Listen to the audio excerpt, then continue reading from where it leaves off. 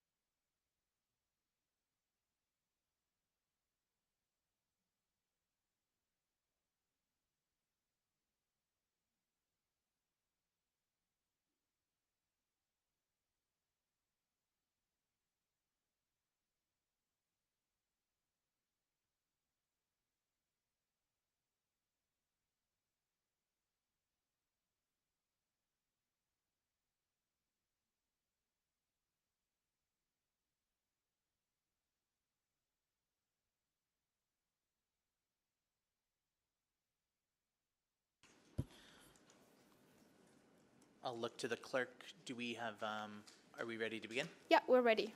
Okay, then call the meeting to order with recognition that we meet on the traditional land of Treaty 6 territory and acknowledge the diverse Indigenous peoples whose ancestors' footsteps have marked this territory for centuries, such as Cree, Dene, Soto, Blackfoot, Nakota Sioux, as well as Métis and Inuit, and now settlers from around the world.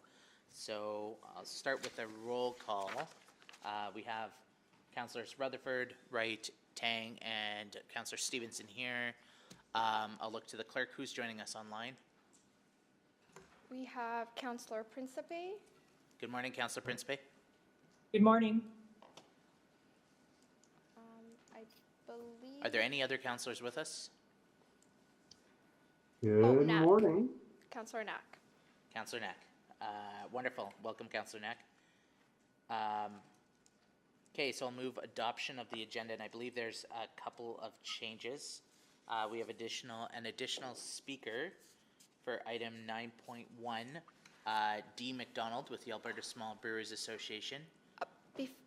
Before we move on to speakers, can we just get the adoption of agenda? Oh, sorry. Okay, well, we'll move adoption of the agenda. Are there any additions or changes to the agenda?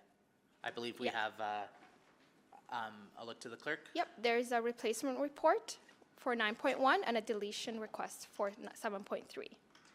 Mr. Chair, I will move that the January 16th, 2023 Community and Public Services Committee meeting agenda be adopted with the following changes.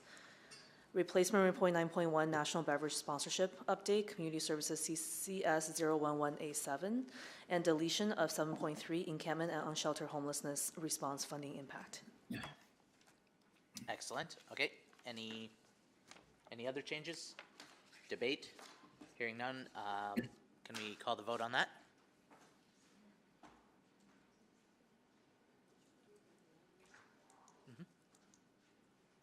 You okay? Yeah. Yep. Yep. Good. Okay. And we're just waiting for one vote. Yeah, no kidding. Waiting for one vote. Of all the votes?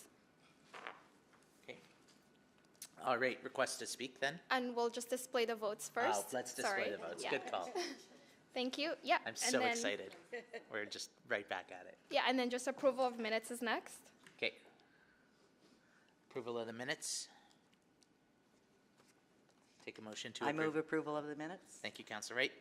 Any additions, changes, deletions?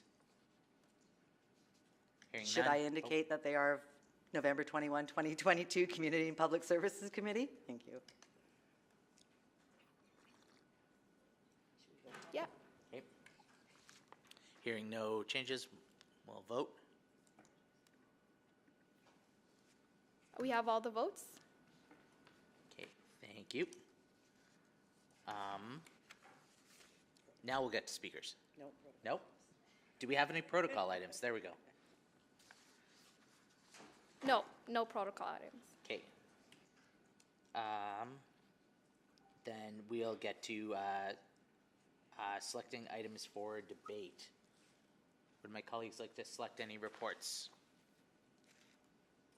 Councilor Wright? I'll select 6.1, please. Okay, I can click on, I'm going to select 8.1 and 9.1. 8.1 and 9.1. And I do see some community partners in the room. I will like to select 7.2. No, they don't. Are they registered to speak to it? Okay, you just want to? Okay. Okay, 7.2. And Councilor Rutherford, did you want someone to select 7.1? So we've got 7.1. 6.1. I'll select 7.1, please. Okay, so we're selecting 6.1, 7.1, 7.2, 7.3, 8.1. Nope. And 7.3 is deleted. 8.1 and 9.1. Correct? Anything else? I guess that's it. All right, then I'll call the vote on those items. Nope. Nope, everything was selected. So. Okay, then we're good to go. Yeah. Okay, then we get to request for speakers. And we'll need to approve the additional speaker here, right? Okay, so Sorry, you just need to approve the speakers on the summary of agenda changes. So 6.1, we have 2. okay, Councilor Wright. I recommend the Community and Public Services Committee hear from the following speakers and panels where appropriate. Item 6.1, community initiated proposals for off-leash dog parks, previously approved on November 21, 2022, Community and Public Services Committee meeting. H. Voogd, remote. L. Cunningham Spillay, Edmonton Federation of Community Leagues, remote. Item 8.1, Public Places Bylaw, hate symbols provisions. M. Picavage, Center on Extremism, Anti-Defamation League, remote. Item 9.1, sponsorship update, M. Moreau, the Earth Group, remote. And an addition to D. McDonald, Alberta Small Brewers Association. D. remote. McDonald, Alberta Small Brewers Association. Okay, Perfect. Yeah. okay. I'll So- call the vote on hearing from those speakers. Thank you. Please display the vote.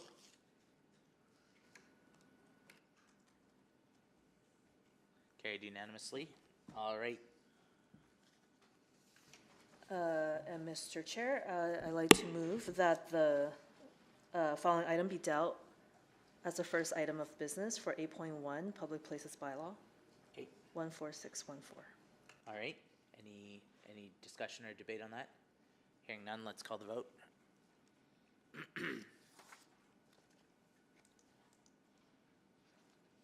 We have all the votes.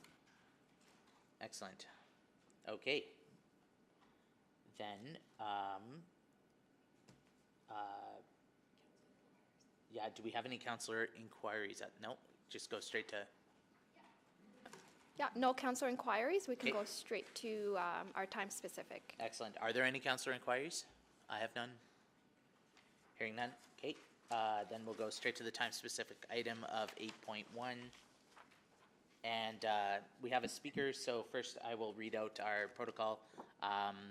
For each item, administration may provide opening remarks for a presentation. Members of the public who have registered to speak will then be invited to make their presentations. Speakers will be heard in panels, and each speaker will have 5 minutes to present.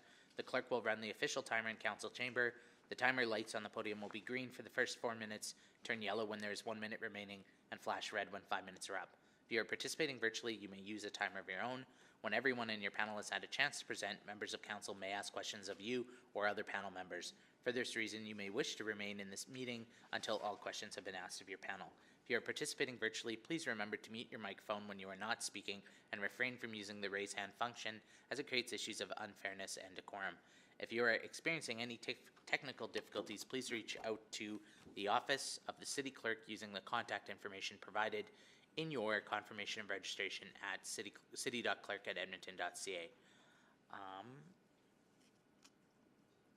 So then at this, Yeah, we're going to start with admin first Yeah. and then go to the public speaker. excellent, all right, I'll turn it over to administration. Good morning and thank you. The report in front of you today is an update on what administration has experienced with hate symbols and is a follow-up to the changes to the Public Places Bylaw amendment made back in November 2021. With us for today's discussion is Dr. Mark Pitcavage, Senior Research Fellow at the Anti-Defamation League's Center on Extremism, Branch Manager David Jones, Directors James Junio and Keith Scott, and Data Science and Research Manager Chris Anderchuk. In addition to working with the ADL, I'd like to take this opportunity to thank the Alberta Hate Crimes Committee for their leadership. With these introductions, I'll pass you to David for some further introductory remarks. Thank you, and good morning. In November 2021, Council approved the amendments to specify that communication of harassment may include words that are spoken, written, or recorded, as well as any signs, gestures, or other visual representations. Since the amendments were put in place, administration has worked on a number of policy changes to ensure officers are aware of legislative authority, expectations on enforcement, and the development of tools to support the reduction and removal of hate symbols within the City of Edmonton. Administration has removed 211 graffiti hate symbols and writings since January of 2018. Graffiti is the most prevalent form of hate symbols that we see in the City of Edmonton. Additionally, the Community Standards and Neighbourhoods Branch has received a total of 4 complaints from the public regarding hate symbols, gestures, speech, or incidents since the bylaw changes in 2021. These statistics, however, do not include what may have been submitted to the Edmonton Police Service within their Hate Crimes Unit Division for investigation. Administration continues to be proactive when it comes to hate symbols, and several initiatives have been put into place to address increasing the efficiency and effectiveness of reducing hate symbols and the impact they have on our community. The first initiative has been to redirect work with the graffiti removal contract, contract vendor and Capital City Cleanup in a proactive manner to remove graffiti before complaints are even received from citizens. This proactive removal allows for less opportunity for the graffiti to be viewed by the public and decreases the potential impacts on our community. The second initiative is the partnership between the City of Edmonton and the Anti-Defamation League with the Lighthouse Project. This innovative project will help with consistent identification of hate symbols, geo-mapping of those hate symbols, resource deployment, and preventative solutions to address hate symbols across Edmonton. Representatives from the City of Edmonton were recently invited by the Anti-Defamation League to New York to present the Lighthouse Project at their Never Is Now Worldwide Summit in November 2022. The Lighthouse Project received interest and requests for more information from a number of organizations, including the FBI, and a number of major city representatives, including the Anti-Defamation League's coalition of mayors from across the U.S. I'd like to personally thank the ADL for their partnership and guidance on this work, and thank our frontline staff who supported the beta testing of the Lighthouse products in our pilot. We have a short video on the Lighthouse Project we'd like to share with you, so with your approval, I'd ask that it be played now.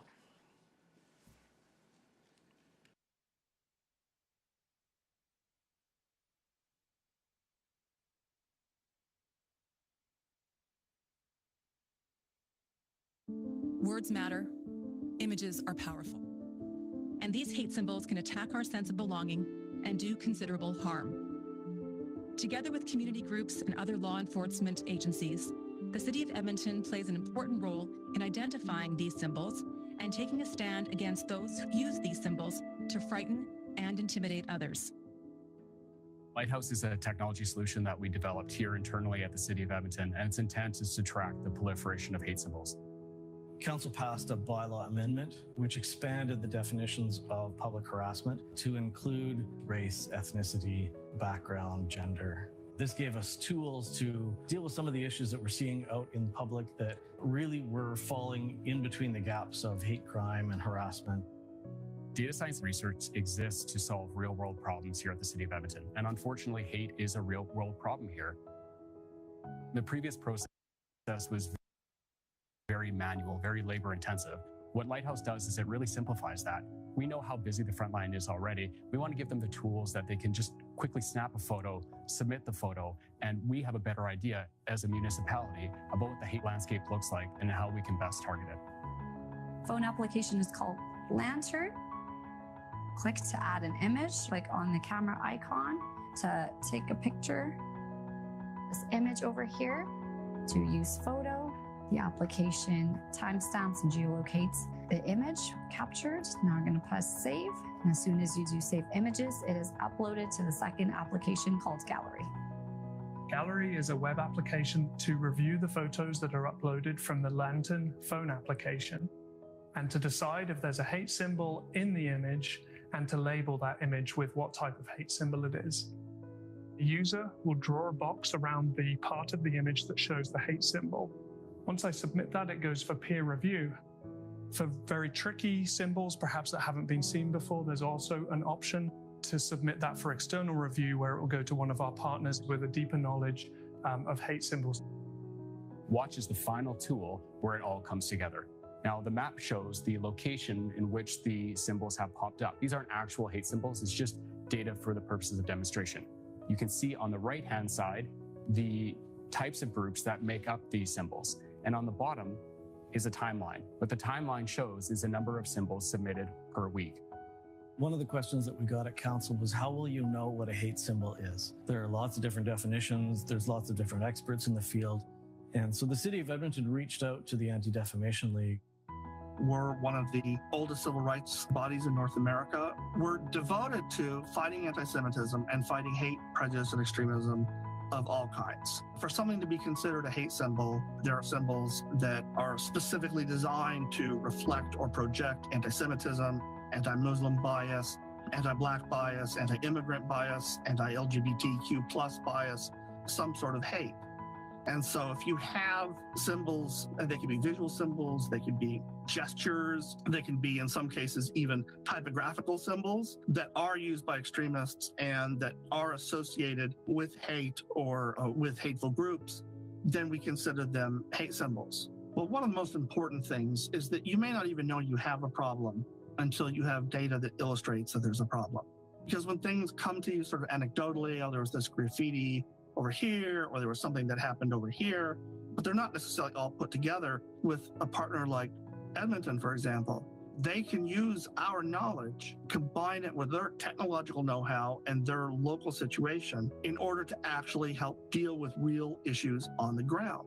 Over time, you can start to see patterns, you can start to see types of symbols, where symbols are being located. You can start to understand the phenomenon that can help you deal with some particular problem.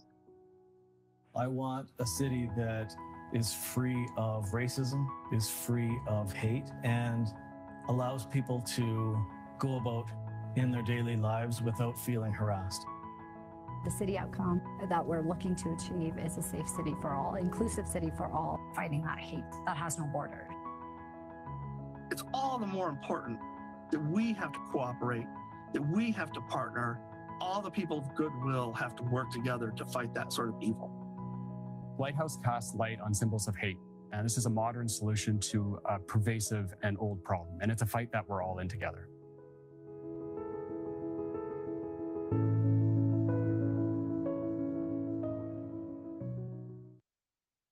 Words. Thanks very much. After the registered speaker will be available to answer any questions you may have. Wow, thank you so much. If we may now go to the speaker, I'll look to the clerk. Is the speaker with us?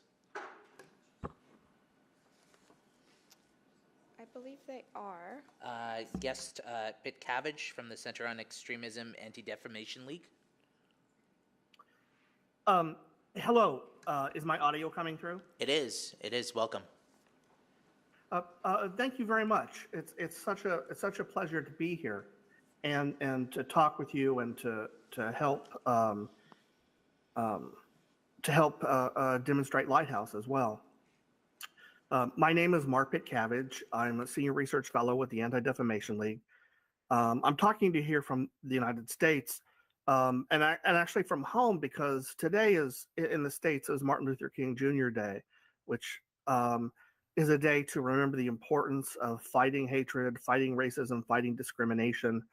And thus, I think it's particularly apropos that I'm talking with you on this day. The organization that I work for, the Anti-Defamation League, is one of the country's oldest anti-hate organizations. We get involved with legislation. Almost all hate crimes legislation in the United States is based on model legislation we created. We are involved with education at every level, and we're involved with tracking and combating extremism, largely through our Center on Extremism. I've actually had the pleasure to train a number of police officers and government attorneys and prosecutors in Canada on extremism-related issues over the years. We track all sorts of extremist groups, extremist tactics. And one of the things that we've done since 2000 is to maintain a database of hate symbols used by extremists. We call it Hate on Display. It's over the years, it has gone through several iterations and has hundreds of symbols in it now. And the reason why we created Hate on Display is because, first, symbols just in general are extremely important. Think of the Red Cross and the symbol associated with that and what it might mean to someone who sees that symbol, a symbol of help, of assistance. Think of the maple leaf that has come to represent an entire nation. And symbols are unfortunately equally important to extremists. We're all familiar with extremist symbols, from a Klansman in his robes and next to a burning cross, or Nazis rallying at Nuremberg. And extremists use symbols to strike fear into their perceived enemies. They use them to build solidarity among themselves. And in a modern context, they also use them for coded signals to bypass the notice of authorities or moderators online, where another extremist might recognize a symbol, but the average person would not. And because of the importance of symbols to hate groups, to white supremacists, to similar types of extremists, we were especially happy for the opportunity to work with the city of Edmonton on Lighthouse. In recent years, we'd actually begun leveraging our long experience with hate symbols to help other organizations, primarily non-governmental organizations, working in similar areas, trying to build their own repository of certain types of symbols or phrases or language. And the Lighthouse proposal offered an intriguing way to leverage technology to track and combat hate, so that we're not just amassing abstract knowledge about hate symbology, but that knowledge can actually be used for practical and good effect. In this case, it could be used to benefit the people of Edmonton and in any other city or town that might subsequently use Lighthouse as well. And so by providing advice and assistance from the many years, lessons we've learned the hard way over the many years with our own hate symbols database, and then providing information about symbols themselves, we were able to help provide some substance to the structure and the options that Lighthouse provides. And we hope and anticipate that Lighthouse will be a success. This is not to say that we want it to identify a huge number of hate symbols incidents, because we hope Edmonton won't have a huge number to begin with. But it's a bold and interesting experiment in identifying and tracking hate in real time and providing data to decision makers to help them decide how to combat it. It may be able to help you identify new groups that appear in a city, or new surges of new types of hate. For example, hate against people of Asian or Pacific Islander background. It can help track a number of trends, which can allow you to decide what sort of resources you want to devote to that, how you want to respond to that. I mean, it gives you the knowledge that you need to be able to respond to hate more effectively. And so we just wanted to express our appreciation for the ability to work with Edmonton and the Lighthouse Project. Excellent, thank you. At this time now, I would go to questions from committee to the speaker, and I believe Councillor Tang selected this item. Yes, great. Thank you so much, Dr. McCavish. I think it's actually I'm quite pleased that this is the first item of 2023 for discussion on Martin Luther King's Day, and I read the report and I thought I was really happy to see some of the progress. And Very interesting about ADL. I was wondering, are you one of the only database that holds hate symbols in the world? Or what is the landscape like in terms of data tracking? Well, there had been, we debuted our Hate on Display database in the year 2000, and the internet had lost its sort of new car smell by that point, but it was still new and much smaller than it is now. And so it was very much a pioneer program. Mm-hmm. There had been and there are other pages that may list certain types of hate symbols, but nothing that tried to be as extensive and comprehensive and provide so much information and real world examples as well. And so because of the work that we've done in this, we've had people ask to partner with us for programs like symbol recognition, using AI to recognize symbols in other contexts. Mm-hmm. There are specialized databases of certain other types. So, for example, GLAAD, the Gay and Lesbian Alliance Against Defamation, has been putting together their own repository of phrases and symbols directly related to anti-LGBTQ hate, particularly online. Yeah.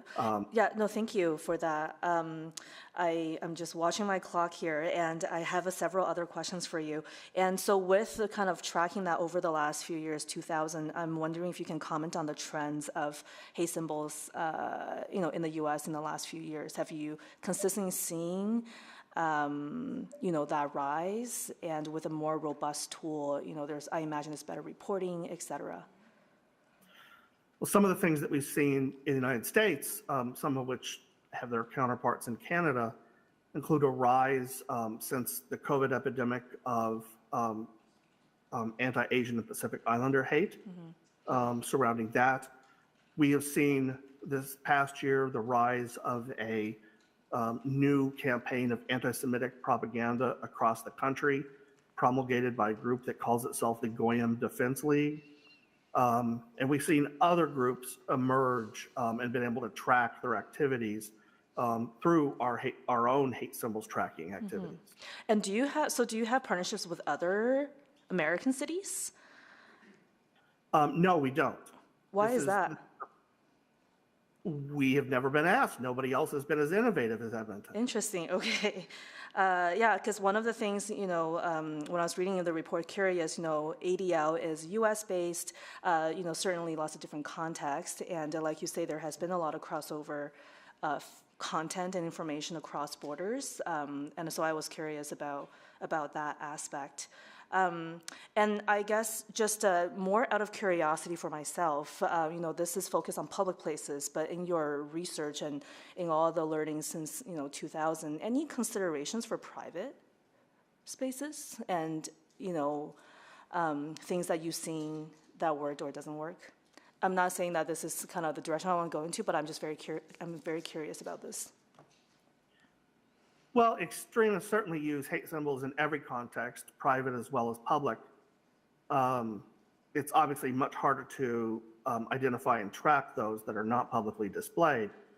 And so, I'm not sure to what degree an app like Lighthouse could address those. Right. Yeah.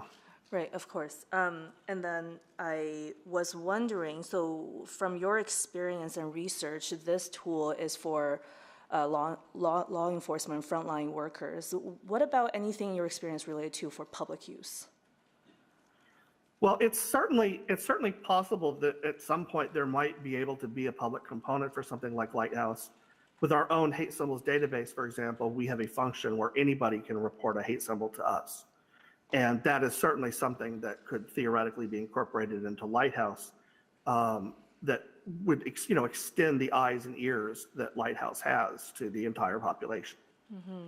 Great, thank you so much. I'm out of time, and thank you very much for taking time out of Martin Luther King's Day to speak with us. It was my pleasure. Thank you. Councillor Wright? Hi, thank you, Mr. Pitt-Cabbage. I'm just wondering, so you already have a database of hate symbols that have been gathered from your city, is that right?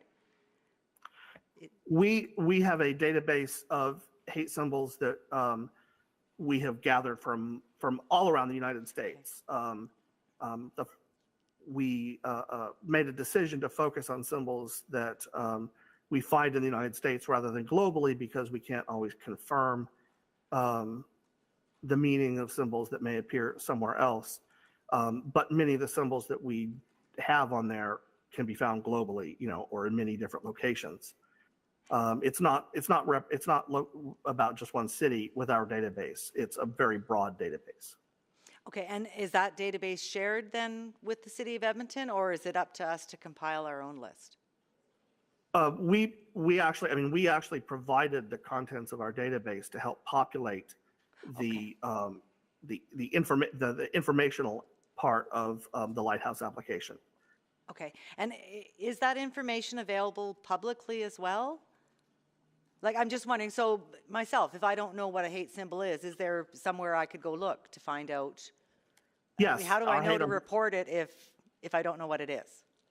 Yes, our hate on display database is public, so anybody can research a hate symbol or look for certain types of hate symbols to see if they recognize something on there. Okay, thank you. And then I'm also wondering, you talked about education and educating and training police officers in Canada. What sort of public education do you do? Now, I should preface this by saying that I'm not involved with the education part of our organization. I'm involved with the extremism part. But we provide a variety of types of programs, such as a World of Difference at the primary and secondary school levels, to help inoculate children against hate, teaching them about different types of people and about diversity. We have very long. Our programs are very long-standing and long-standing, and are quite highly praised. That sounds like a good first start to to help train the young. I'm not sure if there's anything like that in our provincial curriculums, but that would be something good to look at. And I'm just also wondering, you talked about some symbols that sort of create or maybe perceived as solidarity. Would that be something like the thin blue line? We do not consider the thin blue line to be a hate symbol. No, okay. It's, we are looking at symbols used by extremists. Extremists can also appropriate or exploit a variety of other symbols, just like they have the American flag or the Canadian flag. But what we are looking at are symbols that are actually created by, hateful symbols actually created by extremists and used by extremists themselves. Even though some might consider that to be, I think that because that popped up with Black Lives Matters, right? Like, so that some might consider that to be anti-Black? I mean, the thin blue line flag was originally created to honor fallen police officers. Okay. In the wake of some of the protests several problematic groups started using that symbol as well. And as a result, the reputation of that symbol has taken a nosedive. But it's not like a particular symbol used by, very commonly used by hate groups in the United States, more by more mainstream right-wing groups that are opposed to Black Lives Matter and trying to support law enforcement. Okay. Thank you for that clarification. Don't know if I have any other questions for you. No, I think I'm good. Thank you very much for coming and presenting today. Thank you again to our guest. Seeing no further questions for the speaker, I'll now go to questions of administration. Do any of my colleagues have questions for administration? Councillor Tang. Yeah, great. Thank you so much. I think when I first read this, a bit of a similar sentiment as my earlier line of questioning is like, why ADL? I'm wondering if you can just comment on how you came upon this partnership, why ADL, and I think back in November 2020, when we were first talking about this public place, I even questioned, are we looking at some of the database out there like the ADL one? So anyways, just wanted to hear from your end. Yeah, thanks very much for the question. I think the questions that we got when the bylaw changes were made about a database and that sort of thing, and the suggestion that maybe we start our own, led to us problem solving in the background about like, how do we adequately represent what a hate symbol might be. And so the reach out to the Anti-Defamation League is because, as Dr. Pitcabbage has mentioned, they have sort of this, one of the more robust data sets and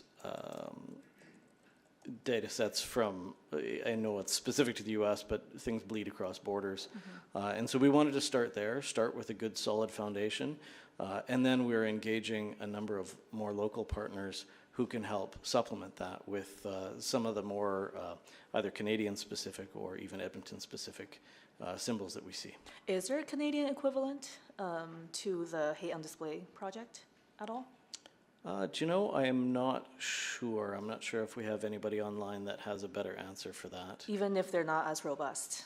I was just curious how perhaps maybe this project can also help reinforce an existing one. Yeah, certainly that's part of our conversation, I think, as Jen mentioned earlier with the Alberta Hate Crimes Committee, that we want to make sure that we're plugged into all those local groups that are working on similar, and we have, you know, future meetings already set up to address those.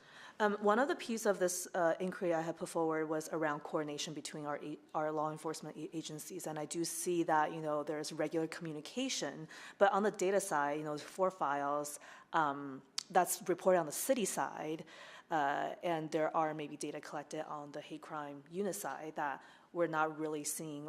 Can you talk a little bit about data coordination? Yeah, I think the two organizations remain 2 separate entities, and we don't have access to all police data, which is where, rather than sharing a data set, because there are certain, you know, legislative requirements on both sides that we would have to meet to do that, the conversation and the partnership is where the rubber really hits the road. And certainly we want to, if the EPS is amenable, extend this, you know, this application to their frontline workers as well, because it'll help kind of gather that for a combined heat map for Edmonton. Yeah, I would encourage that. I think with my intent when I first put this inquiry forward was to ensure consistency, and if people are using various tools, I think that will make it really difficult. And then just on that public use piece, do you anticipate at some point making it more, you know, crowdsourced and open data, or is this more going to be in the long term even more strictly for frontline staff? Yeah, right now, any citizen who sees a symbol of concern can take a picture using the 311 app and can upload it immediately, as can any citizen. So I think it's really exciting that it is completely accessible. Sorry, they can use the 311 app, but Correct. not this app. They're two separate things. Correct. Okay. So if I can add to that, and there are certainly people both online and in the room who know how this works better than I do, but all of that 311 data is information that we can scrape and put into this product. And so we can add those because 311 photos have you know, timestamps and locations and all of that. We can put it into that heat mapping and gather it that way. Okay, I have a really granular example. So, for example, a license plate on a vehicle, on a private vehicle, parked in a public, you know, on a street. Someone takes a, you know, is that? I mean, I've gotten inquiries about this, and people wonder, like, what do we do about this? Can they just take a picture of that and then upload it into 311? I mean, I know that there's a lot of gray area with a policy like this. I mean, I think if there was a question, we certainly don't expect the public to be experts in hate symbols, and so I think if there was a question, then by all means, they can put it on 311. You know, we may not know either, but certainly that's the idea of having both international and local partners who can provide some of that sort of peer evaluation of the symbols that we're seeing out in the public. Great, that's helpful. Thank you. I'll come back. Thank you, Councillor Stevenson. Of course, Councillor Wright, thank you. Thank you very much. Okay, so to me, education's a big thing for the public. I actually attended a workshop and participated in a panel discussion this past weekend on unpacking racism, and that was sort of the main theme that was coming from that group as well, is we have to do more to educate the public, because that's how we'll develop understanding and be, I don't want to say tolerable, but just learn to live with one another. So I'm just wondering what sort of education, if any, is being done for the public coming out of this. I think that's a little bit out of scope. This is a bylaw, and this is a product for us to better track and see the symbols of hate to determine if they are symbols of hate. I think in terms of education, it's just a broad awareness and an encouragement to citizens in Edmonton that if you see something concerning, you have an opportunity now to take a picture of it with your 311 app, submit it, and we'll have our experts make sure that we are tracking to see if there is a larger issue of concern. Okay, and does the public have access to the Lighthouse database at all? Yes. Yes, it is on. It's online, and if you go to, I think it's edmonton.ca /lighthouse, you can get access to all of that information. Okay, I will do that then. Thank you, and share that. Okay, and then I just wanted some clarity. In the report, on page 2, it says 2 of these incidents were directed towards city staff by members of the public. But I just want to make sure that it wasn't the staff members that were being identified with hate symbols. It was identified to the city staff members? Sorry, if I can clarify, it was directed to them in that they were sort of the recipients of that hateful harassment. Okay, Yeah. good. I wanted to make sure. In those 2 occasions, they chose to educate and encourage more positive behavior rather than go by way of ticketing.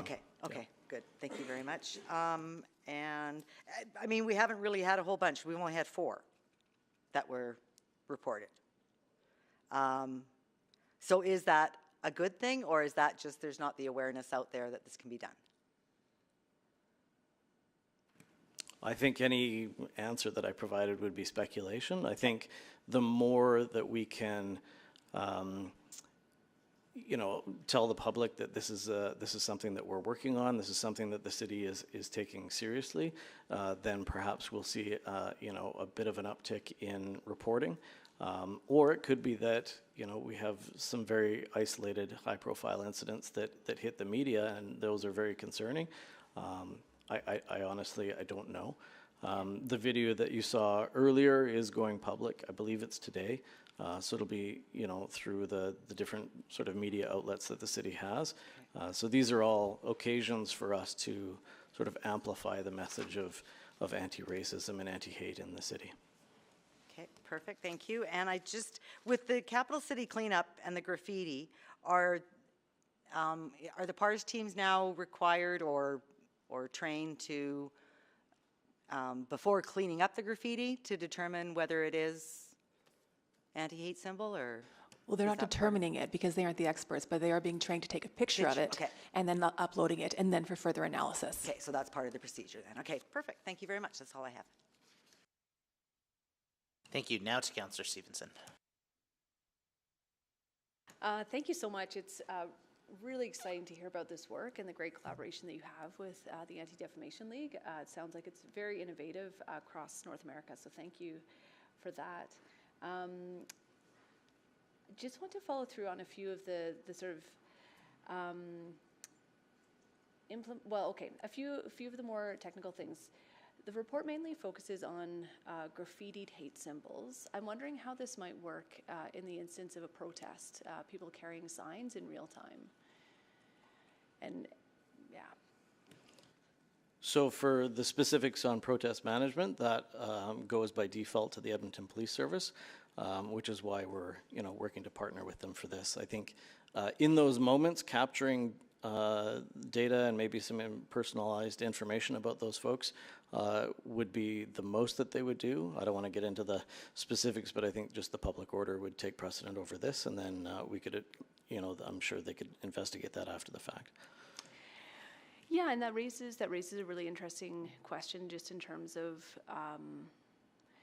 a protest can be occurring lawfully. There may be no social disorder or reason to break up, a lawful protest.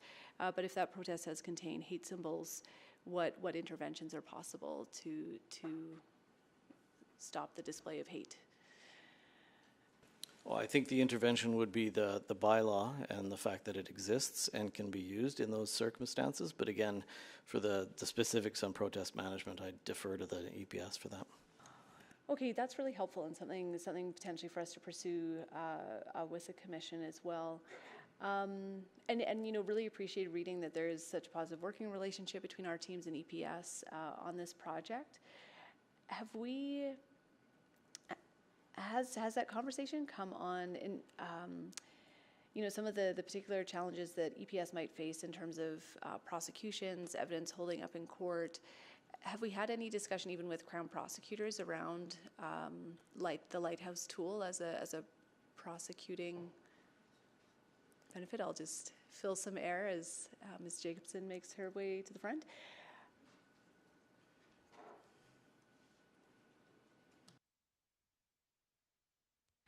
So because it's a bylaw offense, those would be prosecuted by our municipal prosecutors. We haven't issued them, so it's really hard to comment on whether or not there's going to be a challenge. Yeah, interesting. Because I can see the dynamicism of the database being really positive, but again, wondering if that creates constraints for the courts. But I guess something to test. So actually, on that point, I was just a bit confused in the report. In the complaints section, it says that there were in the first paragraph, it says there are 4 complaints, no fines, and then the second paragraph, it talks about 9 files and 2 fines. And apologies, I think I've probably just missed a nuance in that, but just hoping for some clarification on that. Yeah, if I can, the 9 files, and I'm going to go on what you just said, 2 tickets. That's more broadly aimed at the entirety of that bylaw section and not something specific to hate symbols. The hate symbols, Yeah. perfect. Okay, thank you. Great. Well, I think that answers all of my questions. I think, certainly looking again how we can help. We can work to implement this even further, but it's such a solid basis in terms of that foundational knowledge. Really applaud the work that's been done by the whole team. Thank you. Thank you, Councillor Stevenson. Councillor Tang. First, I'll move that the January 16th, 2023 Community Services Report CS011A7 be received for information. And I have some just follow-up questions. That'll wrap up my piece.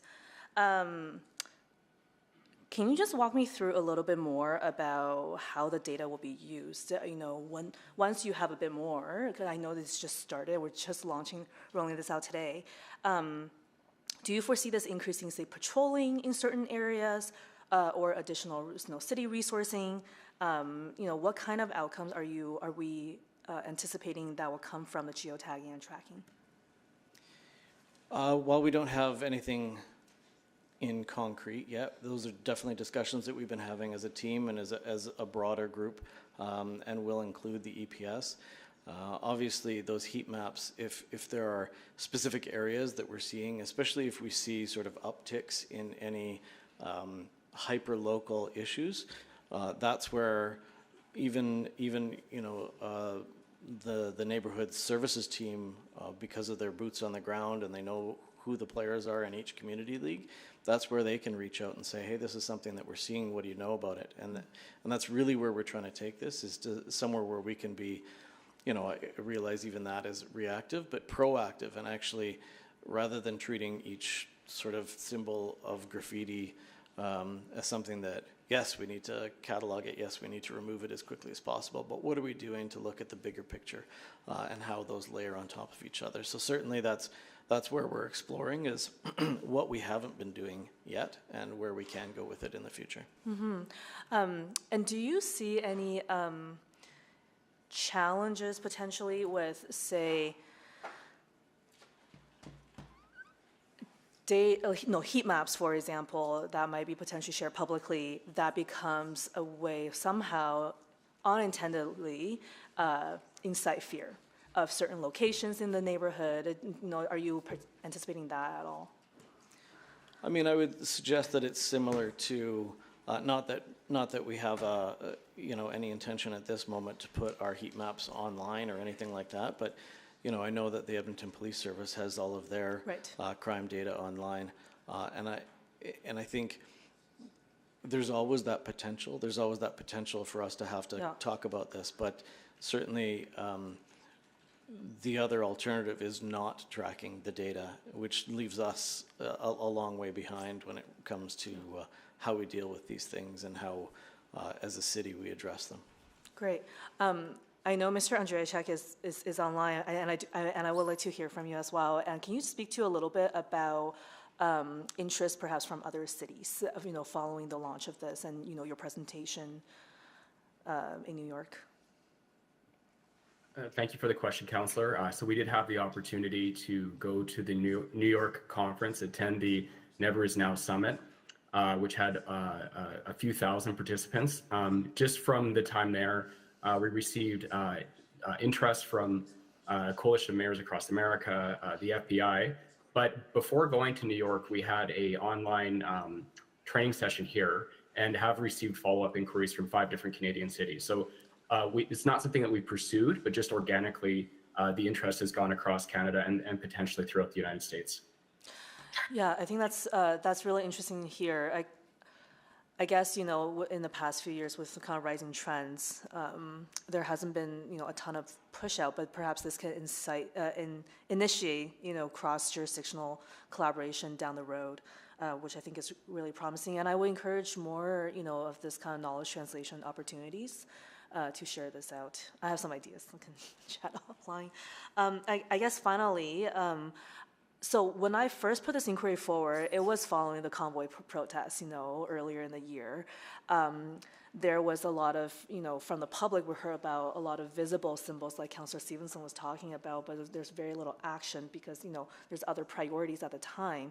And I was wondering, since the bylaw was passed back in November 2020, did the frontline workers feel they had, I'm going to assume that they didn't really feel that they had adequate tools to maybe implement the bylaw? It would be very difficult.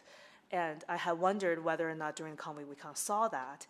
And I had wondered that if something that's more coherent, more consistent when it comes to data tracking, it will help frontline officers do their job.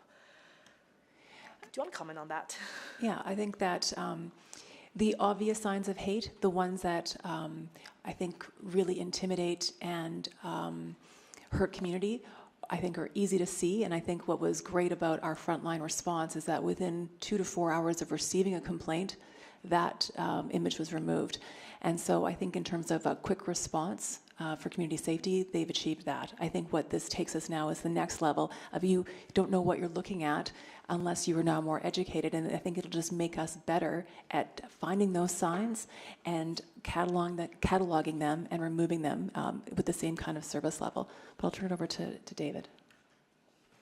I think that's the intent is certainly, I go back to the question that we had at council is how are you going to know what a hate symbol is? And I think it's too much to ask our frontline staff to have an up-to-date running database in their head of what a hate symbol is. But if there's stuff that, if you go to the Anti-Defamation League website that Mark talked about earlier, there are some amazing symbols in there that I never would have guessed, but it certainly has some deep roots in hate. And so those are the ones that we want to be able to kind of track and look at locally and then try to determine what that looks like. And again, work in conjunction with community partners and the EPS to see if there's any intel that we can gather from that. Okay, great. I'm done. Thank you. Thank you. Councillor Wright for a second round. Yep. Yeah, just very quickly. Just following up on Councillor Tang's talk about the convoy. Is the inverted Canadian flag considered a hate symbol? I certainly would want to take that back to our community partners and look for some sort of consistent answer on that. Okay. And again, with protest management, we defer to the Edmonton Police Service for that. Okay, great. And maybe this is a question maybe I should follow up with EPS. Looking at their community safety map, searching for occurrence type, I don't see anything in there for anti-hate crimes. Like, do you know, do they, like, would it be considered, like, would it take into account like assault or graffiti? Like, would it be all wrapped together in? So I don't know the specifics on whether, how they track their data, whether it's an assault and then gets subcategorized as a hate crime, or what that looks like. But I do know that not all of their data is available on their public website, just for some very specific reasons. Homicide, sexual assaults, that sort of thing, I think are withdrawn. No, homicides is on there. Is it? Yeah. Okay. My knowledge is dated then, Okay. but All right. but certainly I know that there are some things that they flag and aren't broadcast, I believe. Okay. So I that, mean, that would be a question best for them. Yeah, I mean, again, just, you know, to bring that awareness and education, it would be nice to be able to see that. Okay. And to supplement what the Lighthouse mapping would do. Thank you very much. Okay, Mayor Sohi. Yeah. Well, thank you so much, and really appreciate all the work that you have been doing. Is someone from EPS online as well with the part of delegation? No, they are not. Is the reason they're not here? The focus of this was about the bylaw enforcement, which is our area of authority. But we've been working with them online, but we'd be happy to liaise with them if there's some specific questions.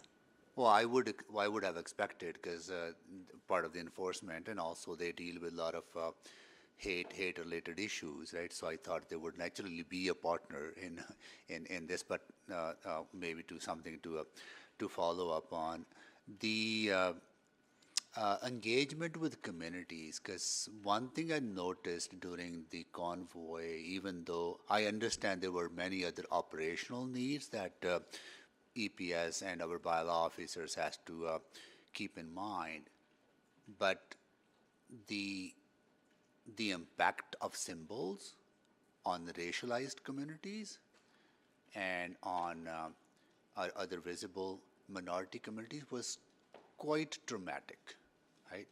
So I just want to understand, as we move forward on this, how much deep engagement are you going to have with Edmonton's racialized communities and Indigenous communities to understand their perspectives about those symbols?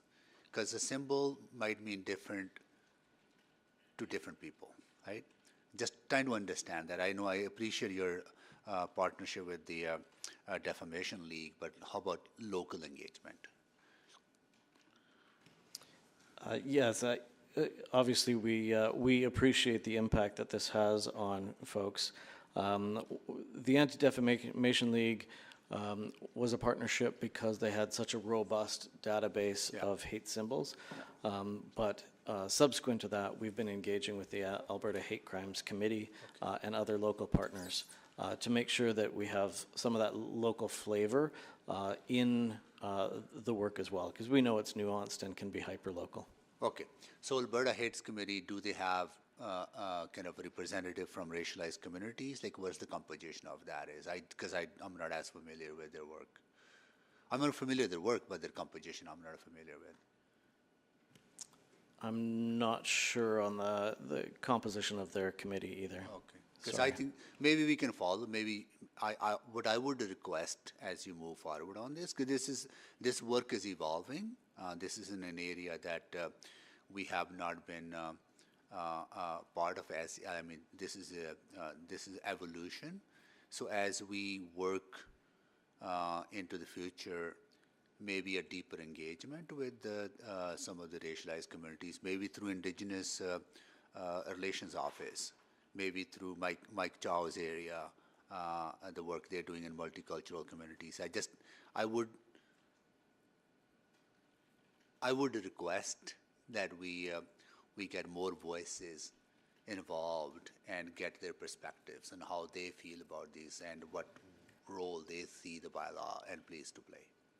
I think that's fair and something that we can take away. Certainly I see that this is part of the larger body of anti-hate work that the city is taking on. Yeah, no, really And, appreciate it. and if I may, when I just look on their website really quickly, they just had a recent symposium where REACH was involved, also the Islamic Family and Social Service Association, as well as the Alberta Human Rights Commission. So they seem fairly plugged in, but we'll certainly take your point. That's great to know. Thank you so much. Really appreciate the work and good luck with it, because this is a very important work, and this is something that this council has made a commitment to do, and we heard quite a bit during the election on this issue. Thank you. Thank you, Mr. Mayor. So we have receipt of information on the floor. Seeing no further speakers, I'll turn to Councillor Tang to close. Anybody else want to speak? Okay, great. Thank you very much. And just want to thank the staff, the frontline officers, as well as the community partners and the various local groups that have been involved in this project. I think this is exciting work that's much overdue, and it is wonderful to see the progress made in the past year and the international collaboration with ADL, the Anti-Defamation League. To me, this is a pretty big step forward with Edmonton at the forefront of this work, and hopefully this will have wide-reaching impact on municipalities across the country and globally to enhance, how we address challenges like hate symbols. When I first put forward this inquiry, I had the questions, like I mentioned, around how we were implementing the bylaw and what kind of resourcing we needed to properly address this issue and how we can ensure coordination and consistency in enforcement. I certainly think that this project will provide us with that much needed information, and data is so critical to this, and will allow us to create a plan moving forward. I do think there's more outstanding questions I still have about what we're going to do about enforcement based on this data, but I think that's questions that all of you are having and we'll be working on. Similar to some of the comments already raised, but I think we need to continue to be involved with the diverse communities that this impacts and be rigorous and diligent about the use of Lighthouse in enforcing the bylaw. Making sure that I think that consistency piece, that's the one piece in the inquiry that I didn't feel quite satisfied with the answer in terms of the coordination between our bylaw and EPS, and I would continue to encourage, like I mentioned earlier, in this project, in using the tool, and in some of those regular communication. I recognize that anti-racism is a huge area to tackle on many fronts. This bylaw and this project, they're very specific, and I really appreciate that, actually. I think it helps us to actually hone in on something that's very tangible to work on. So I guess I think that I'm going to leave it there. Just thank you very much for the report, for the great work, and I look forward to hearing more updates on the file and the use of this tool, and how are we sharing this knowledge outward, and internally, of course. I think I've laid out some of my, expectations and things I'll be looking for in the coming year, and I think as we build up the data, our local database, I will have more to discuss in the future. So thank you very much for this. Thank you, Councillor Tang. Well said. I'll look to the clerk then to call the vote on receipt of information.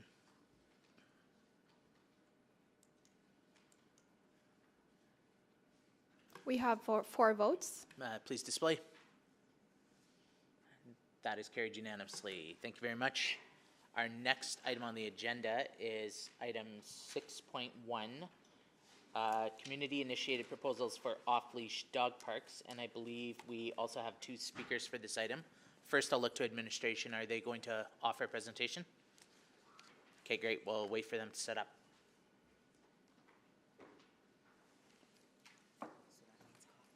Yeah. And please begin whenever you're ready. Mr. Chairperson, we do have a presentation, and if it's committee's wish, we can present, or we can go directly to questions following the speakers. Let's do the presentation. Sure. So this morning, we have Craig McEwen as well as Mark Beer from Parks and Road Services. This report was brought forward before and sent back for a bit of additional work, and we have an updated report and presentation for you this morning. Okay, good morning. Today we're presenting the revised report focused on community-initiated proposals for off-leash dog parks. Since revisiting our approach, we've listened to feedback, and there's a desire for more off-leash areas to be installed in a timely manner and a low-cost manner, and that there is a desire for options for community groups to be able to propose, establish, and manage off-leash areas. So acting on this feedback, this report contains information on 2 options for community-initiated off-leash areas and a new pop-up dog park program where we will install up to 30 city-managed pop-up off-leash areas starting in Q2 of 2023. So today with me I have Mark Beer, who is the Director of Infrastructure Operations, and Nicole Fraser, General Supervisor of Operations Planning and Monitoring. And we also have a cross-functional integrated team from across the corporation available virtually, including community standards and neighborhoods and integrated infrastructure services to help answer questions as needed. Thank you, Craig. Good morning, committee members. Dog off-leash areas, or OLAs, are an ongoing interest in Edmonton. They can foster healthy activity and social well-being, increase park safety by having additional park users, and can reduce off-leash activity in unsanctioned areas. However, considerations regarding dog waste, noise, and other park use priorities must be considered. Comprehensive planning, design, and management is critical to ensure the benefits of off-leash areas are achieved. In 2016, the Dogs and Open Spaces strategy was endorsed by Council. This strategy is aligned with Connect Edmonton's guiding principles that ensure the city makes strategically consistent choices as it works to achieve the community's goals. This strategy also guides the distribution of off-leash areas across the city. It considers travel distance guidelines, population and dog licensing statistics, public feedback, and equity. The city currently prioritizes adding new or enhanced existing off-leash areas through city-led capital projects and developer projects. Some off-leash areas also exist on privately owned land. In 2018, administration initiated a temporary off-leash pilot program to test an option for community-led seasonal OLAs. This pilot ran between May and September and involved working with community leagues to leverage underutilized, fully enclosed amenities on league licensed land to be designated as temporary off-leash areas. Primary examples are ice rinks and tennis courts and basketball courts. Some leagues also installed temporary fencing in open space. 9 community leagues participated in this in 2022. Some sites have had higher visitation than others, and these sites have become important parts of the communities, while others have had less visitation. The evaluation of the pilot program concluded in 2022, and the program will be transitioning to ongoing with several modifications based on feedback from community leagues and other stakeholders. Modifications include providing clear requirements and support around accessibility, removal of restrictions on exclusive use of the space and the types of space that can be used, and the expansion of the program to permit community leagues to use the space within licensed areas for off-leash rentals. The Dogs and Open Spaces strategy specifies that neighborhood OLAs should be within 20 minutes walking distance for residents. In 2018, 79% of 399 neighborhoods were within a 20-minute walk or roll from an OLA. For the current budget cycle ending in 2022, administration's target was that 83% of 402 neighborhoods would be within 20 minutes of an OLA. This target was met with new off-leash areas built and delivered last year. To align with the city plan's district planning standards, the target distribution of neighborhood OLAs has been adjusted from 20 minutes down to 15, meaning that the standard has increased to have more and closer OLAs. There are several new methods for establishing off-leash areas that have become available. First, off-leash areas have been added as an amenity that are able to be established by community groups through the community group-led construction process. This process includes resources to guide a group through all phases of a project, from strategy, concept, design, build, and operate. This project delivery method allows administration to approve proposed developments to ensure compliance with existing standards and ensures alignment with the Dogs and Open Spaces strategy and city construction standards. Since OLAs can be polarizing, community needs assessments and public engagement are a focus when OLAs are built through this process. In response to the community projects in neighborhood parks process audit that was conducted by the Office of the City Auditor and presented to Audit Committee in 2018, many improvements have been made. Over the past 2 years, city staff have been available to support community groups through all phases of this process. Second, the Pop-Up Dog Park program is a new program to quickly establish up to 30 off-leash areas in 2023 within neighborhoods prioritized for establishment of new OLAs. These sites will be used to collect feedback from park users and local residents about location, amenities, challenges, and fit within the park site. Proposed neighborhoods for pop-up dog parks are listed in Attachment 4 and mapped in Attachment 5 of the report, which is the next slide, which we'll touch on. Since this report and presentation were first published in November 2022, 7 additional neighborhoods have been identified as possible locations. And these neighborhoods not included in the published Attachment 3 are Carlton, Meadowlark Park, Boolia Heights, Charlesworth, Maple Ridge, Holyrood, and Evergreen. So this slide here is Attachment 5 out of the report, and it shows the impact of the additional pop-up dog parks in the proposed neighborhoods. Neighborhood selection for installation of a pop-up dog park has been based on proximity to existing off-leash areas, dog license numbers, equitable opportunities for access, and considered suggestions from residents and City Council received since 2016. Within these neighborhoods, individual sites will be selected based on availability of suitable parkland, adjacent park uses, accessibility, and access by a variety of transportation options, which include walking, rolling, and vehicle. Pop-up dog park sites will be installed in Q2 2023 and remain operational for up to 6 months, after which the longer-term viability will be assessed. Depending on local conditions and adjacent park uses, such as the presence of a playground, sports fields, or environmentally sensitive areas, pop-up dog parks may be fenced with temporary metal fencing or remain unfenced. All pop-up dog parks will have standard amenities, which is an etiquette sign, dog waste bag dispenser and bags, garbage can, area boundaries will be clearly marked. So prior to the installation of pop-up OLAs, residents local to the location selected will be engaged. As administration is responding quickly to the demand to install a large number of low-cost OLAs, engagement before installation of the pop-up dog parks will be limited. Although the city often hears requests for more OLAs, we do expect that installing up to 30 temporary OLAs quickly may lead to a number of inquiries from residents and park users who are not in support of more OLAs. Community leagues and neighborhoods that are being considered for pop-up dog parks were invited to provide feedback on potential locations through their neighborhood resource coordinators. And internal engagement on proposed locations has just concluded. Individual sites are in the process of being selected, and once this is complete, public engagement with citizens and community groups will move ahead. After the installation of the parks, local residents from park users will be able to provide feedback on the pop-up dog parks through online surveys and in-person events during the 6-month trial period. For evaluation, when the dog parks in open spaces strategy was approved in 2016, the consultant and project team created field and desktop evaluation criteria. So this was based on best practices for off-leash areas that take into account usage numbers, patterns, design, adjacent site uses, environmental concerns, reported incidents, management and maintenance of the site itself, condition of assets, and more. Field evaluations will be conducted regularly, but while the pop-up dog parks are in operation, as they have been for other off-leash related projects and programs.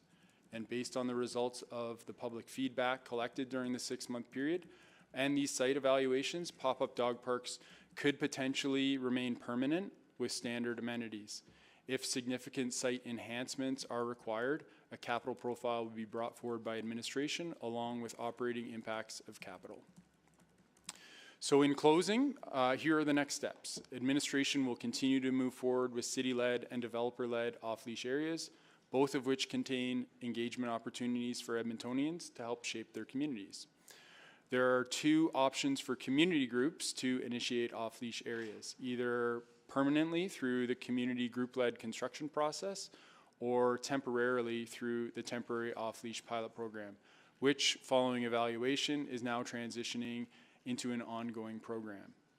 Up to 30 pop-up dog parks are also planned to be installed starting in Q2 2023. This concludes the presentation, and we're happy to take any questions you may have at this time. Thank you very much. I believe we have 2 speakers from the public, so I'll look if they're available now. So, Mr. Vogue, are you with us? Yes, I am. Excellent. You have 5 minutes. Thank you. Good morning. My concern is that the Dogs and Open Spaces strategy and the 10-year implementation plan does not address the toilet facility needs of dog walkers. I ask Council to direct administration to make handicapped, accessible, portable toilets a required amenity at all district off-leash areas like Lauderdale Dog Park. The city already does this for River Valley parks like Hermitage and Terwilliger, which have popular off-leash areas. The Dogs and Open Spaces strategy waste management design elements state waste bins should be located at all park entries and at key locations throughout the park to encourage dog owners to pick up and dispose of dog waste. Waste bag dispensers should be provided as a standard amenity to encourage owners to pick up dog waste. And finally, there should be highly visible signage to encourage owners to pick up and properly dispose of dog waste. But there is no design element for the toilet needs of dogs' human companions. My experience at Lauderdale Dog Park has been that humans also need to pee and poop when at a district off-leash area. These dog walkers include a cross-section of Edmontonians, from children to families to seniors. Because of no toilet facility, children and adults are forced to pee in the woodlots within and outside of the fenced-in dog park. Once, I even saw a pile of poop that someone had left between 2 vehicles in the parking lot. A visit to Lauderdale Dog Park should not be dependent on bladder control, making sure you use a toilet before you arrive, or some other careful planning. Would the city permit an indoor recreation center to be built without a toilet? This past year, 2 handicapped accessible portable toilets were available at Lauderdale Dog Park beginning late spring until October 31. They were well used. Earlier this fall, I contacted city administration to ask about lessons learned from the Lauderdale off-leash area pilot program. I have included an administration's reply after my presentation. Regarding my question about bathroom facilities, administration stated, the park users, and this is quote, the park users do want amenities such as washrooms and off-street parking. When Lauderdale Dog Park was first considered for fencing, both the city and the public were made aware that the Metroline LRT bridge would be landing in the west side of the current dog park, and that with that project, there might be more opportunities for future amenities such as washrooms. Washrooms are not a required amenity within Dogs and Open Spaces strategy, but are provided wherever is feasible. The temporary washroom facilities present in Lauderdale over this summer were provided by the mobile public washroom pilot. Decisions regarding placement and availability of temporary washrooms moving forward have not been made. End of quote. I request that council direct administration to reconsider the waste needs of dogs' companions, people like you and me, within the Dogs and Open Spaces strategy. District off-leash areas, by their designation, are meant to attract residents from a large catchment area, not just adjacent neighborhoods. Edmontonians come from all over the city for the safety and security provided by the Lauderdale Dog Park. Washrooms may not need to be a required amenity for every neighborhood or local dog park, but handicapped, accessible, portable toilets should be a required amenity at all district off-leash areas. Thank you for your consideration of this. Thank you very much. I will now turn to guest Cunningham Shpeley, if Laura is with us.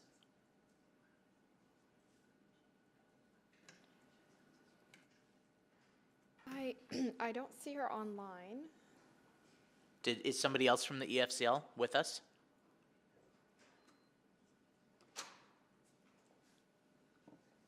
Hearing none, maybe we'll continue then, and then if they join in a few minutes, can we go back to them? Is that permissible, or is it?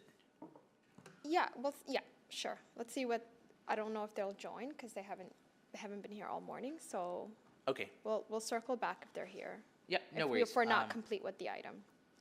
Okay, thank you. Then I'll go to, I guess, questions of the speaker from my colleagues. Are there any questions for Mr. Vogt? Councillor Rutherford. Yes, thank you so much, and good to see you, Mr. Vogt. One of the things I noticed in the report around the dogs in open spaces was accessibility. And I thought about Lauderdale while I was reading that report, because there's no, for example, pathways, shared use paths, for example, within the fenced area. Aside from public washrooms, which I absolutely wholeheartedly agree with, and have been a big advocate for the public washroom strategy, what other accessibility considerations do you think in currently existing dog parks are maybe missing? I think, in the non-winter months, in my experience, and I'll refer to Lauderdale, is that, with the grass is cut regularly, and I think accessibility is pretty good for everybody. The ground is fairly, level there. In winter, it's a little bit of a different story. I haven't noticed that this winter. In previous winters, I think the city did that. There was a kind of an oval loop that was, I don't know, snow plowed or, made level. And a lot of people would follow that loop. And I haven't seen that this year. So I think in a large off-leash area like Lauderdale, a winter, creating a walking loop in the winter would be helpful for people who have mobility issues, whether that's, using a stroke, pushing a baby, or using a chair, or, just have trouble walking up and down. So so I think in winter in particular, that would be helpful. And Lauderdale's a bit unique from other dog parks in that it has like a separate space for small dogs and large dogs. Have you gone to any other dog parks around the city that you're aware of have that similar thing? And I don't know what size your dogs are, but do you find that that's helpful too? What are your thoughts on that?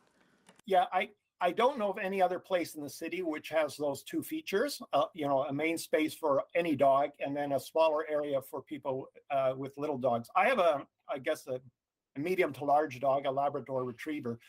But I do know that small dog park is heavily used. Anybody with a small dog like a Shih Tzu or something else tends to want to stay there. And so it is a very popular feature. Whether I go at 6:30 in the morning or 6:30 at night, there are dog walkers in that smaller area also, because lots of people go there before and after work. So that is a feature that also makes this park very popular. Yes, thank you for that. And then my last question to you is, I believe that the washrooms were provided by EPCOR this summer.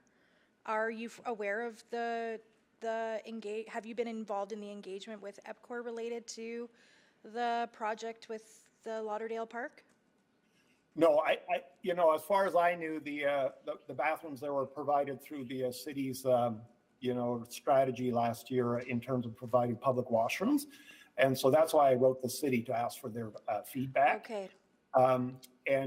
Maybe I'll get clarity on that, because my understanding was that there was a partnership with EPCOR because they were doing engagement on a project in that area. So I'll ask that of administration to get clarity on that.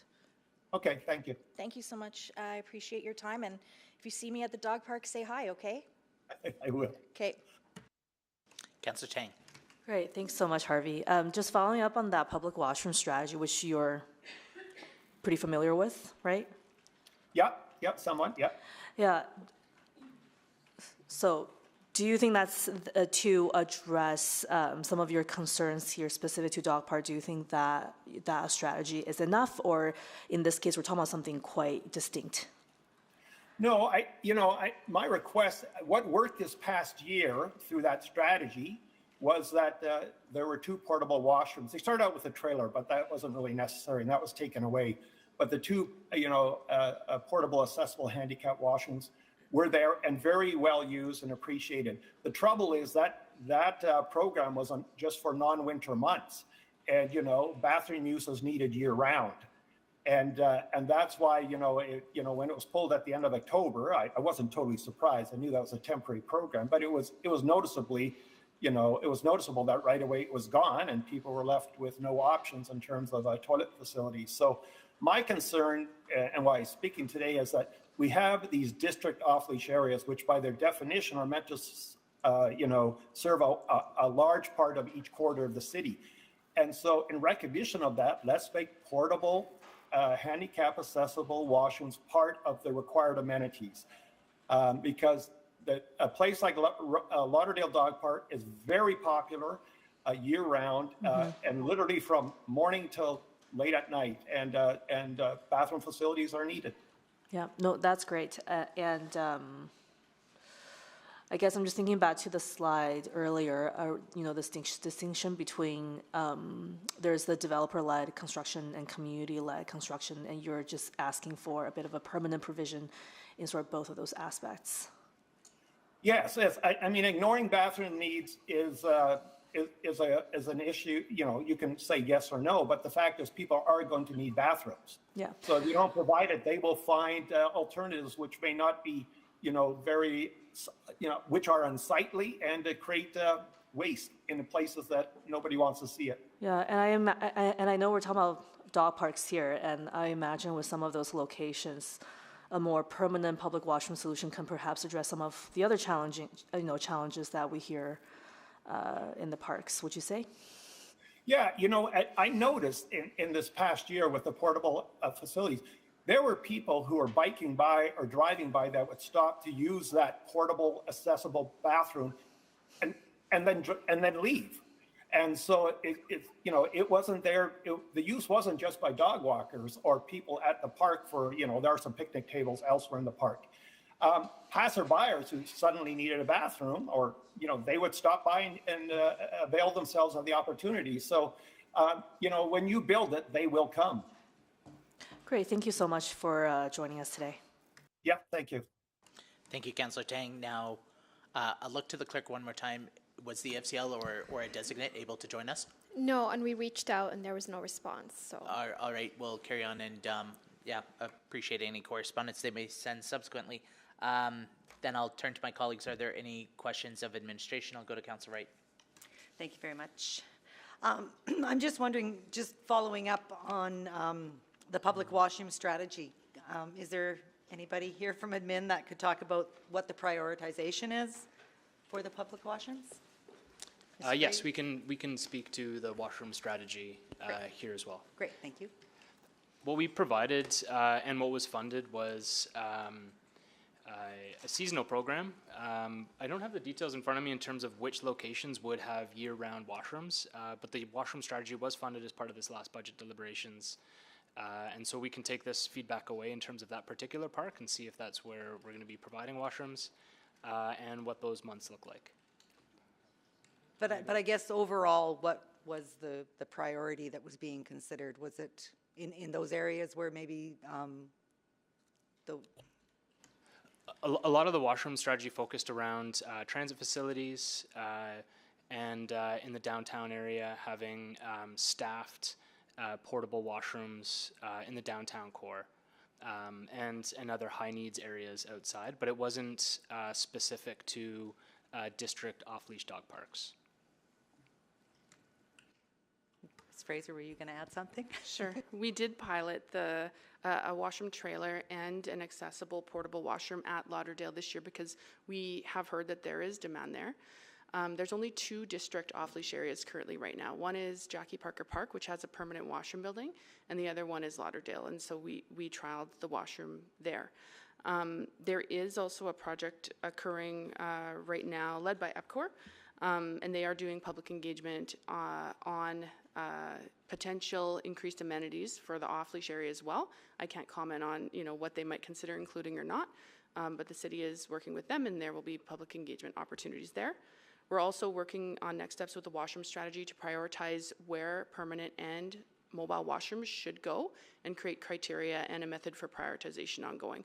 But as Craig mentioned, currently our mobile washroom program is only funded as a seasonal program and limited locations, and we haven't determined those locations for this season yet. Okay, so the criteria is yet to be determined? I thought it already was, or? For ongoing. So the, Okay, so the mobile washroom pilot, it's been a pilot so far, and we're using it to assess whether pilot locations are good as locations ongoing, but we are working on more formal criteria for permanent washrooms citywide in parks and open spaces and other locations, and also temporary washrooms. Okay, thank you very much. Then I'm looking at the map on the city's website for off-leash areas, and it doesn't seem to be as abundant as the maps that were provided in with the reports, with the attachments, as far as for off-leash areas and dog parks. So are those, like, I mean, there's pinned locations like throughout the map that was provided. So are those in development then, and are they, because they certainly don't look to be where the actual, and I'm looking in Wards-Pomitapi, and we don't have that many dog parks. Yes, that is correct. The off-leash areas that are online currently are the permanent off-leash areas that currently exist. In the attachment, in the report, we have circled areas that are proposed neighborhoods for the pop-up dog park program. So those neighborhoods are currently going through internal circulation, and there will be some localized public engagement and further site selection from there, but those are not out in the field yet. Okay, so the pop-up ones, and those are being done through EFCL, through the community leagues? No, the pop-up ones are led by the city, so that's that will be a city-led new program, and then there's two options for community-led, which is through the community group-led construction process, as well as what in the past we called the temporary rink pilot. We're coming up with a new name for that because community leagues are using other areas other than just rinks, but those will be the two community-led options in licensed areas. Okay, and if community leagues don't have a rink facility to do this on, can they set up like a fenced area on their land? Yeah, we have had that happen as part of the pilot already, where a league has set up some temporary fencing. It was a very successful site, and they've also used low-use tennis courts, any other fenced areas that exist on league licensed land. Okay, and I only have 14 seconds left, so I'll come back for a second round. Thank you. Thank you. Councillor Rutherford. Nope. Did you have a first round? No, yeah, go for it. Not with administration, no. Yeah, go for it. Councillor Thank you. Rutherford. I just have some bigger questions, I guess. You know, it's not lost on me that I had a pretty hard advocacy fight at budget because we were under the, well, not under the impression, it was clear that we were under-resourced in enforcement around bylaw and animal care and control to meet the current need. So what consideration has been given to adding 30 pop-ups to that area and their work capacity?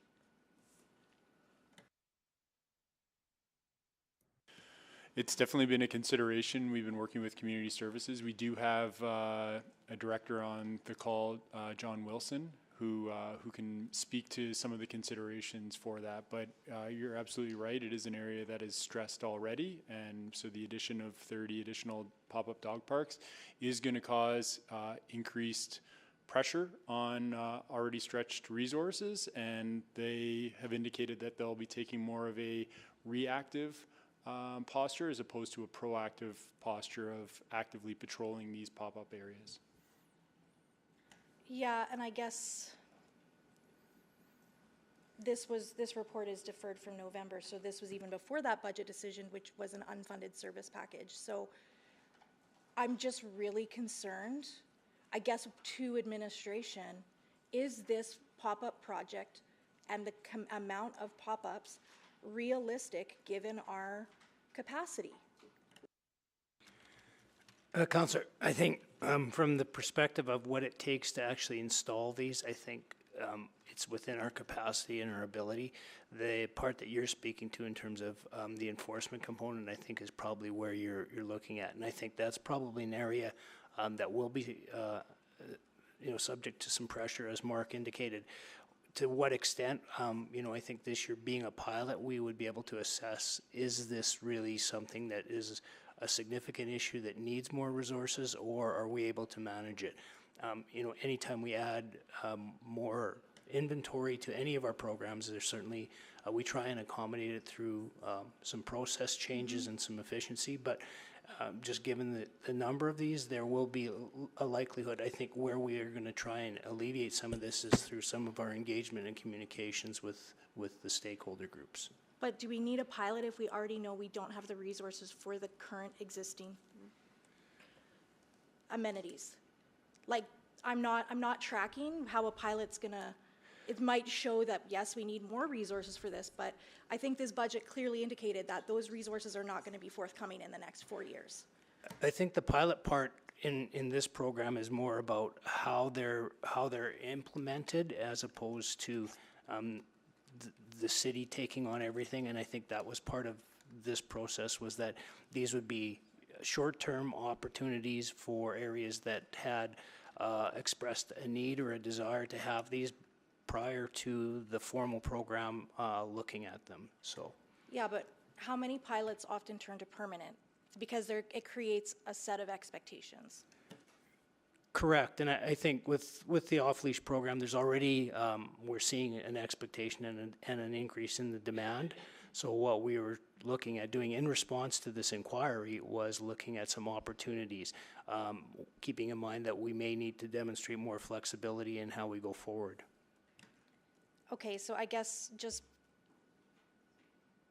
because there was an adjustment to this, but my understanding is that city administration is not recommending reducing that number from 30 to, let's say, 10 or 15?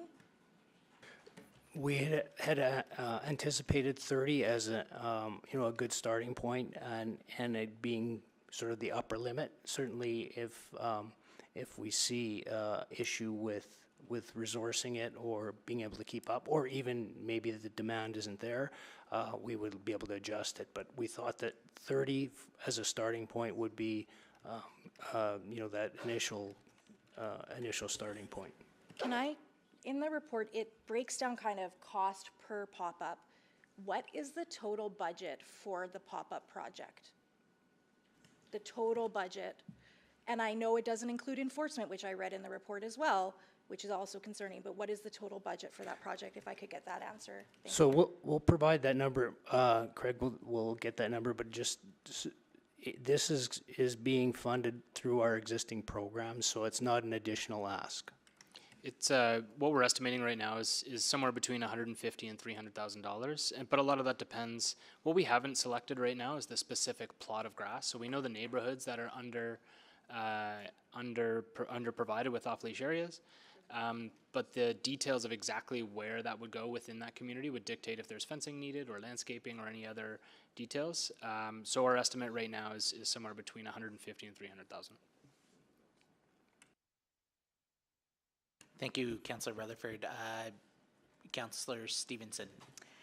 Yes, thank you. I was really excited to read about the move to a pop-up approach. I think that allows us to be really adaptive and responsive, and appreciate too just the intent to look at reducing the capital costs. I think that's a really great approach to make these more financially viable for us, given the big need in the community. Just to help sort of situate myself, the Oliver Community League dog park that was done on their, I think it's their leased land. Is that an example of like the adapted rink program, or what's that an example of? Yeah, that was an example of what was called the rink pilot. So it's called the temporary off-leash program or something. We're coming up with a name, but yeah, that's an example of that. Perfect example. Okay, perfect. Yeah, I think it's been a great success. Really happy to see it. Maybe a bit counter to Councillor Rutherford's points. I counted 21. If we had ideas for some of those other 9 slots, is that something that we're still able to submit and speak to administration about? Yeah? Okay, great. Now, just a bit of a confusion for me on the map is that all of the proposed pop-ups seem to be in green areas in terms of high access. Did they turn green because we added the PIN? Yes. Okay, Yeah, great. on attachment 2 is the without the without the addition of the pop-up parks, and there's a lot more red. And then attachment 5 is once they've been added, those areas now turn green. Okay, and I'm sorry, I was missing the nuance between that there were two separate ones. I was thinking it was a revision. Great. And then just in terms of how that access is calculated, it seemed in the report that it was referencing like the neighborhood. Is it done by neighborhood boundary or neighborhood or like individual doors, if you know what I mean? I believe the heat mapping that we're using is done within a neighborhood boundary, and we take into account things like dog licensing data, population, 15-minute walking distance. Those are the key factors: presence or absence of an off-leash area already within that walking distance. So just thinking how, it can take more than 15 minutes to walk across a neighborhood. Are we considering, again, that sort of internal to a neighborhood access, or is it only sort of looking at the neighborhood boundaries and how close they are? I know some of the factors were also included the path to get to the park, along with once you're in the park, what that travel would look like. So for this analysis to pick the neighborhoods, that 15 minutes or 1.25 kilometer distance from other off-leash areas to align with city plan and the dogs and open space strategy with that 15 minutes districts was calculated. I'm not sure if that answers the question. Yeah, a little bit. Like I think ETS has some really sophisticated mapping where they can know if every single doorstep is within 400 meters of an ETS stop, for example. So just wondering if that was the approach with the dog parks, or it's a bit of a higher So level? not quite the same approach, but we can certainly connect back in, and Craig can connect in with the team in ETS to see the nuances and the two different approaches. Great. Yeah, thank you so much. I think that helps account for some of the, just recognizing that neighborhoods themselves are quite large, and getting down to that sort of individual Edmontonian's experience of being able to access those amenities. Appreciated, though, it sounded like population density was taken into account for the analysis. Yes, population density, also inquiries as well. So dating back to 2018, inquiries that we've received either from 311 or counselor inquiries or inquiries from the public, and trying to get a sense of not just inquiries, but also dog licenses. So how the quantity of dogs. And where that demand is. And so we're trying to match that 15-minute district with demand. Great, and I love that it's a small change, but really appreciate the change to the 15-minute walk. I think that really aligns and supports city plan. Just in terms of some of the other outcomes of the pilot, could that inform some of the changes that Mr. Vogt was speaking about in terms of the pilot maybe speaking to adding in some requirements for those washroom amenities? I'm assuming that the pilot is meant to be iterative and then inform the policy moving forward. Yeah, the intentions of the pop-up pilot was really to get dog parks out there quick, easy. Let's put some signage, dog bags out, and assess, is this what the community wants? And to do that public engagement, is there a good fit here? And we can also assess the amenities. Are these the right amenities? And it's not to say that and I know in the report we say 6 months, it could be turned permanent, or it could remain as a temporary pop-up park until capital is funded. Let's say that there's permanent fencing that's needed, or landscaping, or any sort of major earthworks that's needed, or anything like that to make it appropriate. It could remain as a temporary park as well. So I think within that analysis, we can also check to see, are the right amenities. Base amenities right now are just garbage cans, dog bags, and clear signage, and fencing if it's needed. And we have some requirements in terms of adjacent land use. But to answer your question, I believe that could be something we can continue to look at. Great, thank you so much. Thank you. Councillor Salvador. Yeah, thank you. So just a question on proposed location. So, and I apologize if I missed this, but there's 2 large zones with low access in sort of central Edmonton, one centered around the Glenwood Meadowlark, the other around Holyrood. It doesn't appear that there are plans or proposals to address that. Did I miss something there, or is that in the works? So those were the additional ones that were not included in the published report.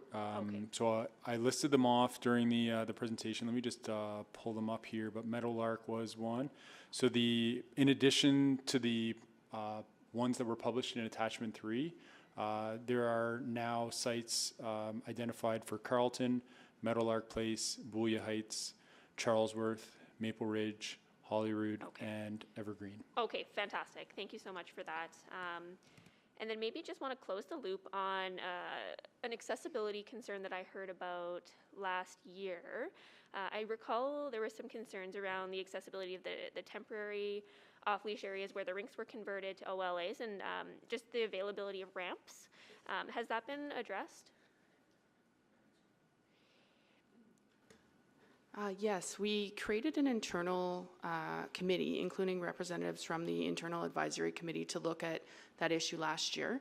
And for the leagues that were participating in the pop-up, we created one permanent ramp, and then we sourced a number of temporary ramps that were given to the leagues to use, and would also use to continue accessibility into the winter months for their rinks.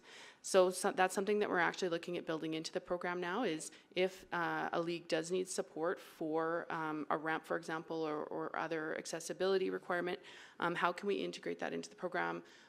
We're looking at sourcing ramps, potentially gifting them to the leagues for that purpose through this program, and also looking at training opportunities for the community-led construction process on accessibility and accessibility design. Fantastic. That is wonderful to hear. And maybe I'll jump to the community-led construction process, because I did have a few questions about that. So I understand that an OLA could be developed on licensed community league land or an area of parkland. So I guess I'm just wondering, as an example, there might be a park space that is a few blocks away from the actual community league land, but there's interest in seeing an OLA there. What would the process be in those instances? There is a process where leagues can expand their licensed area, and then the community group-led construction could be then extended or installed on that licensed area. We also have types of permits where we can give to licensed areas of parkland. We are trying to keep it as straightforward as possible for both the city and the groups to know who's responsible for what and where, and then who's responsible for maintaining those sites. So we're trying to make it as streamlined as possible, but there are processes to extend those licenses. Okay, and does the group have to be a community league, or could it just be a group of community members? I would assume they would have to be incorporated, of course. Does it have to be a league?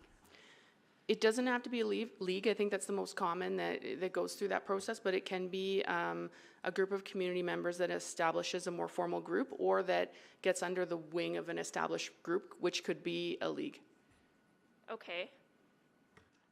And then, just out of curiosity then, like, where is that line? I mean, what if a business in the community was interested in setting up and operating an OLA? And how would you maintain, public access? Has that been contemplated at all, or is there sort of a line for league-like groups?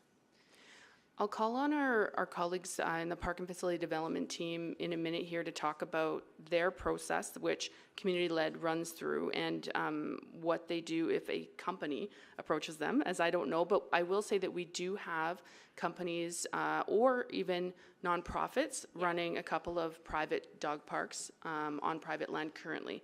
So that is something that within the Dogs and Open Spaces strategy is encouraged if a business wants to open up an off-leash area, but so far it's been done on private land in those cases.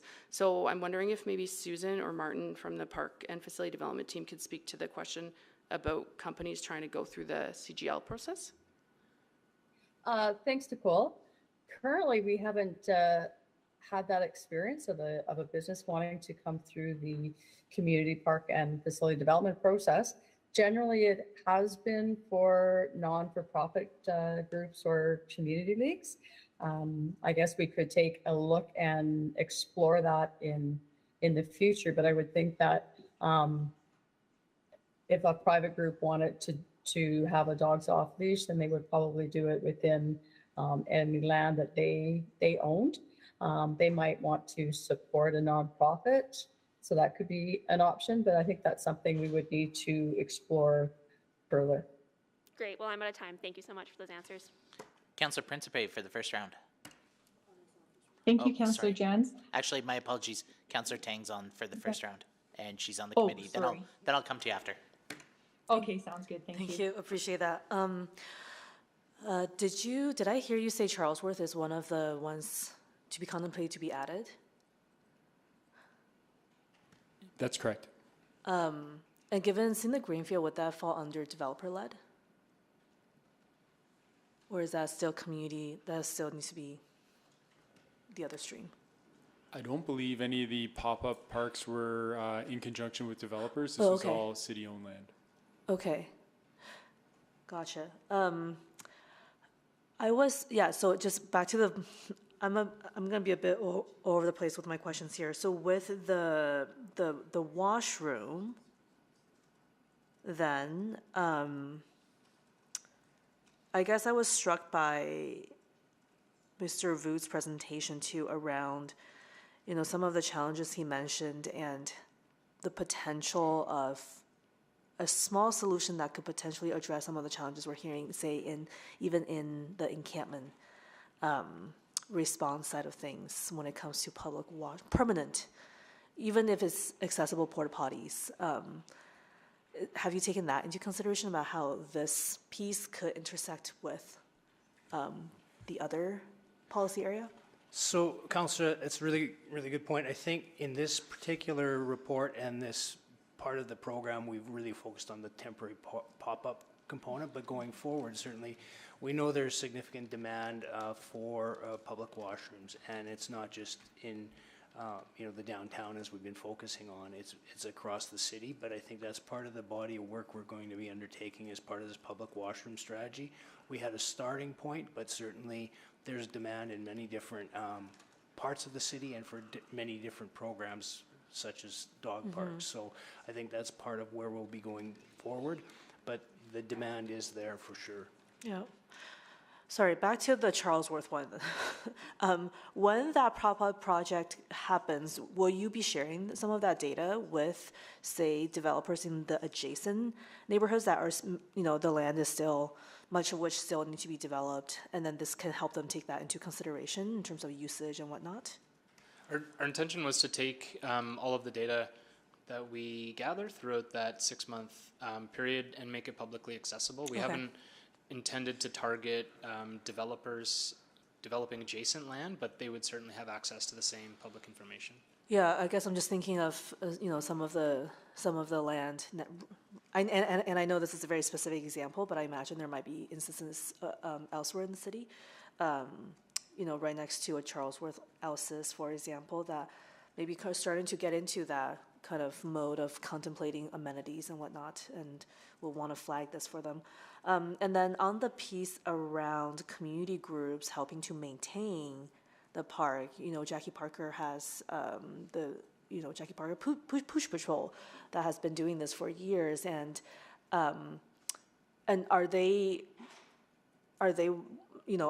other examples like that in the city? I would say that the Jackie Parker Pooch Patrol is probably the most well-known to our team and has been established for a long time. There are some other sort of unofficial, some maybe more formal friends groups in parks. Right. But one of the things that, as part of the off-leash program we wanted to develop was a network.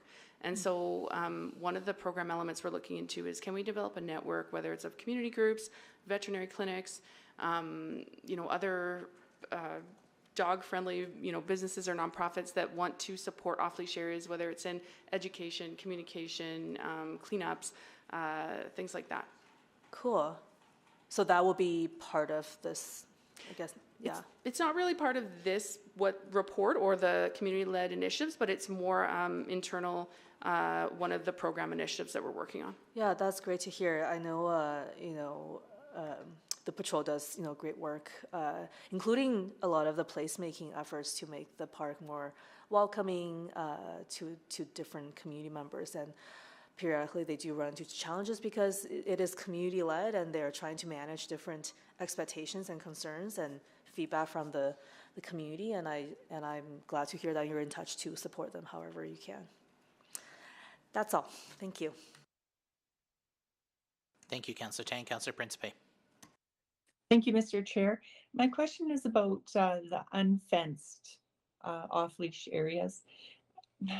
Do we have concern about the safety of the dogs? I know I've heard from residents, and I myself have some concerns about the safety of the animals in the areas where it's not fenced. Have you heard that? Yes, there's definitely considerations into which pop-up areas would be fenced and which ones wouldn't be, and that has to do with the adjacent use of parkland. So as an example, if there's a active roadway or bike path nearby, a playground, or environmentally sensitive land, those are examples where we would have a fenced pop-up off-leash area as opposed to unfenced. Okay, so those are just the pop-up ones. What about the ones that are year-round?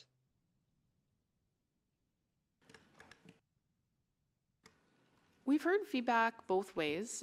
We have, through capital projects where we're enhancing existing off-leash areas, installed fencing in the past where people who have expressed that there's concern. For example, Lauderdale was one of them. More than a few years ago, we enhanced that park through a capital project. There's a railroad on one side, major roads on all other sides of the park, and so there was a fence installed there through a capital project and capital funding. In other areas, we've heard that people don't want a fence and they want to preserve how their open space is and their view and the use, but we've had feedback both ways. Okay, so it's kind of a case-by-case situation then, depending on the neighborhood? Yeah, I think depending on the off-leash area and those adjacent uses that Mark mentioned, there also are guidelines within the off-leash area strategy about required setbacks from adjacent uses such as roads or playgrounds and things like that where we may see conflicts. And so we work with those guidelines when we're looking at a design, especially when we're looking at capital projects, like I mentioned before, so enhancing an existing off-leash area or designing a new off-leash area that's part of a capital park project. Okay, is the city liable? Have there been any liability issues with the city in unfenced off-leash areas?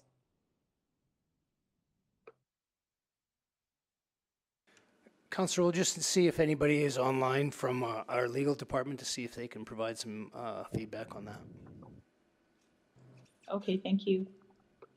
Hi, good morning, Councillor Principe. My name is Tamara. I'm here from Legal Services. Thank you very much for your question. I think from a starting point, there is a mitigating factor under the Animal Licensing and Control Bylaw. Owners are responsible for maintaining control over their dogs when they're in off-leash areas. And so I'm not aware of any liability issues in that respect, but owners are responsible for their pets and their behaviors there. From a city liability perspective, the city does have some responsibility in ensuring public places are generally safe. And so there is some recent case law to suggest that is something to be considerate of in this case, although that does vary depending on the public place at hand. So. Okay, great. Thank you. That's it for me. Thank you. You're welcome. Okay, thank you. Now, Councillor Wright. Yep. Thank you very much, Mr. Chair. Okay, maybe I'll talk about Pooch Patrol, Jackie Parker Park. So I'm looking through the parkland bylaw about requiring a permit for certain activities, and I don't know if this has sort of made it up the food chain. Apparently, there was a complaint made through 311 this year. Jackie Parker Pooch Patrol usually has an annual event for the holidays, gathering place to come and decorate the park. And I'm just trying to see where it would be in the parkland bylaw that it is restricted to do that. It states that you require a permit for leaving or placing a sign. Would the decorations be considered signs? It's actually the public tree bylaw that Public tree was bylaw, mentioned in okay. this specific case, which we are aware of. And it states, and I'm not using the exact wording, but it states that things are not supposed to be attached to trees. Okay, okay. So if they found some other way of decorating that didn't harm the tree or attach it to the tree, that would be... My understanding in the case of this event, there was also decorations on things like some wooden bridges and non-living items nearby. Okay, so on the bridges, because I noticed them, they had lights and everything on the railings of these bridges, that's okay, because that's a non-living thing. I think the way that this event occurred, there was an event license, and a few different city departments and the NRC and the group were agreed upon where the decorations could go and when they would be taken down. And now there's further conversation about what would be appropriate for next year. Okay, okay, so they're not totally out of the woods yet. They can still go ahead with planning something? We're working with them. The city's working with them. Awesome, okay, great to hear that, okay. And then other standards for the dog parks and that, what about, because you talk about different amenities, waste bins and waste bag dispensers, what about lighting? Sorry. For lighting, for the pop-up parks, the 30 that we were going to add, we were going to keep it simple and quick, add signage, bags, garbage cans, and then things like lighting or pathways or landscaping or any sort of major capital projects that would need to be done to make that site more appropriate. That would be done and assessed throughout the trial period, and then we could either keep the park as a temporary park until a capital project is funded, or we could remove the park. So I think there's options at the end, but that 6 months is to assess, is this the appropriate place, and how could we fund further improvements like lighting or landscaping or permanent fencing, things Okay, like that. okay. Yeah, because I'm just wondering, and are those capital and ongoing operational costs being considered when you're thinking about moving it from a temporary to a permanent? Okay. And then what about looking at the developer's standards in one of the attachments? It does talk about costs are shared then with the city. What are those, what's the percentage that the city takes on from the developers? So that'd be the developer's responsibility up until the time that it is handed over to the city for ongoing maintenance. Okay. And so if it was an elaborate, maybe if they had like an overabundance of lighting, that the city would have to then take on the costs for that. Does the city have any say in what the developer's putting in?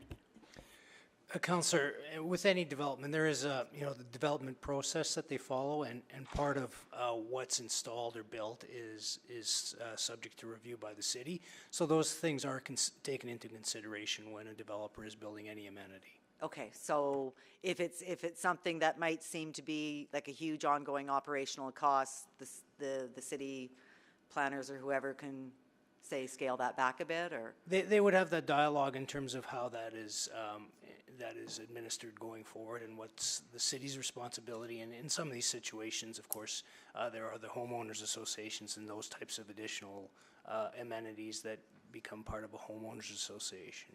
Okay, but if there's no homeowners association, correct, then it comes city, back to the city when it's turned over to the city. Okay, okay. And I'm also thinking if we could convince the developers to put in public washrooms as well to go along with these dog parks, again, we'd have to look at the operational costs and if we were going to have them staffed or for correct. safety. With any infrastructure, we want to consider what the operating impact is going forward. Okay. All right, great. And I'm out of time again. Thank you. Excellent. If I can jump in at this time, I'd like to move the recommendation, or rather move receipt of information, or do we need to vote on the recommendation? I believe this report is It's just receipt of information, I believe, yeah. And with that being said, I just want to clarify the costs here. So what we're talking about is up to 30 temporary pop-up dog parks, estimated a total cost of about 150 to 300 grand. Is that correct? Correct. That's the range we're estimating based on what we've provided. Right. And is that including pop-up fencing? Yes. Yeah. And then in terms of poop scooping, the city ops and maintenance piece, that could be $500 to $1,500 per pop-up fence dog park? Those are just placement of the bags and dispensers. It's the dog owner's responsibility for that. Got it. Yeah. And then so I'm just trying to get a total sense. If we accept this report today, we go ahead, what are the total costs? So the variability in the cost depends on what requirements are going to be at each site. So on the low end, $500 just for basic amenities. On the higher end, up to $1,500 for rental fencing and those types of things. So depending on how many need to have the temporary fencing rented for the summer will determine what the costs are associated with that. Right. And if we go all in, all 30 parks, we're talking $300,000. That's the ceiling. That's the estimate. And yes. we believe we can find that within the budget already allocated, Yes. and that would be the go ahead from here. That would unlock 30 new dog parks. I'm correct? Correct. Okay. Earlier during Councillor Rutherford's questions, I did see a couple other members of administration want to comment. Do you remember what it was you wanted to share? I just wanted to give you an opportunity because I think there was a bit of conflict or uncertainty around the costs. We were trying to iron that out. It wasn't necessarily around the costs. It was around the discussion that Councillor Rutherford brought up around peace officers, already stretched resource. And so I was just teeing up John Wilson, who's online, to get his viewpoint on the impact of installing up to 30 temporary off-leash areas for a 6-month period that's going to have on his teams. And I understand he's available online. I would be interested in hearing because I thought it might actually help contain more. We know more dog owners will be in more of the same areas. It might have some kind of economy of scale almost, rather than kind of gray market off-leash areas that we kind of have already in some places. I think that's the benefit of doing this as a pilot program over 6 months. We We'll have pretty specific evaluation criteria. We're going to learn a lot, and we have an idea of how things are going to go, and we're going to find out in a relatively low-risk environment. So. May I use my time to tag in? John? Yes, please. Yeah. John, are you there? Yeah, absolutely. Thank you, Councillor, and thanks for the question. So with the investment coming from the budget decision with the service package for additional animal control peace officers, we are going to see an investment that will allow us to actually provide proactive off-leash park enforcement teams moving forward, and that will be in the current inventory of off-leash parks, providing proactive patrols. Additionally, though, some of the other resources that were approved will be supplementing the capacity of our general duty teams who respond to all manner of animal control related complaints. And those teams will be able to respond to the new parks and the pop-up parks with a reactive model. So I just wanted to be really clear about what that new service level will look like and which services will be proactive for the inventory and which ones will be reactive. Okay, thank you very much. I will ask, we've got a couple more colleagues on the board. Then I'm hoping that before lunch we'll be able to, Councillor Tang flagged that she no longer has questions on the item 7.2 pertaining to the Heritage Council. So I hope we can bring that one forward to accept it then, and then release our guests for the afternoon so they don't have to stay back. So I'll now go to Councillor Rutherford. Yeah, just a few follow-up questions. The capital profile for 11 permanent dog off-leash areas, 2 new district off-leash areas, and enhancements to 23 off-leash areas remained unfunded, correct?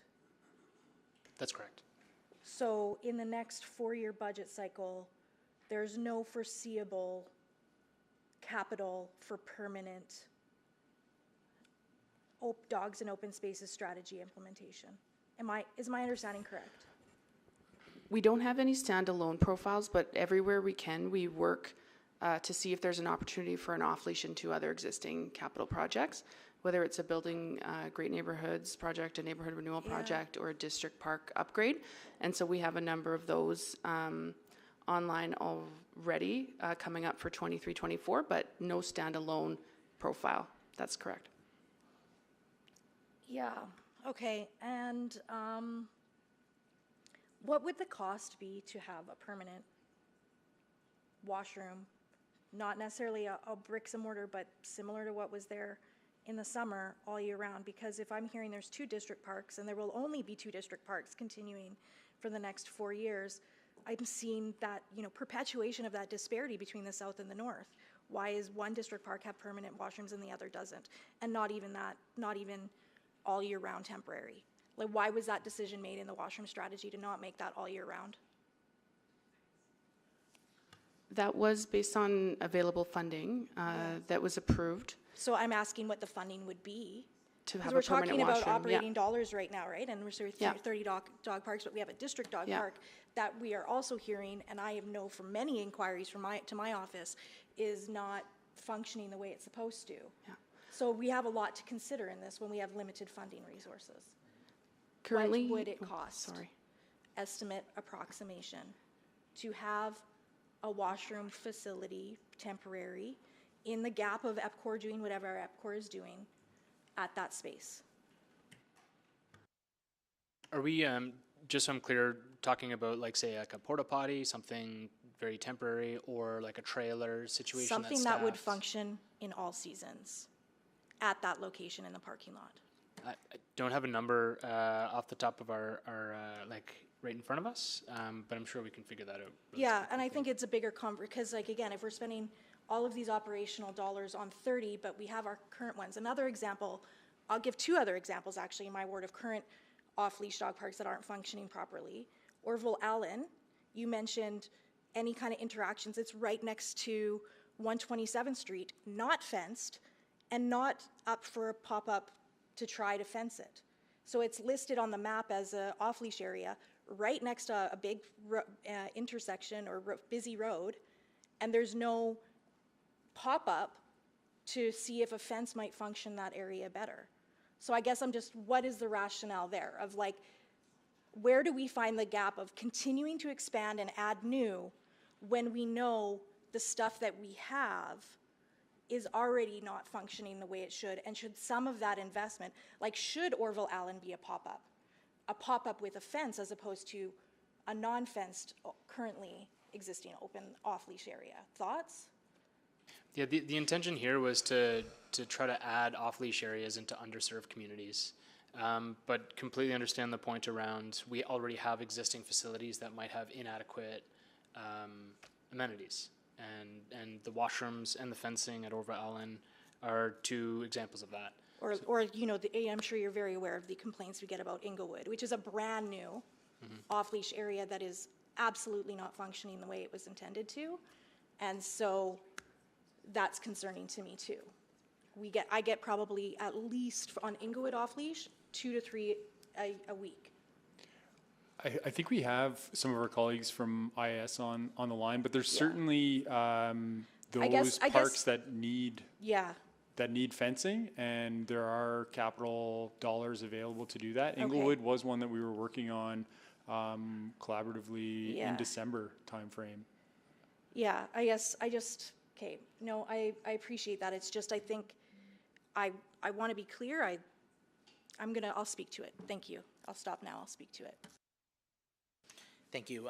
Councillor Wright.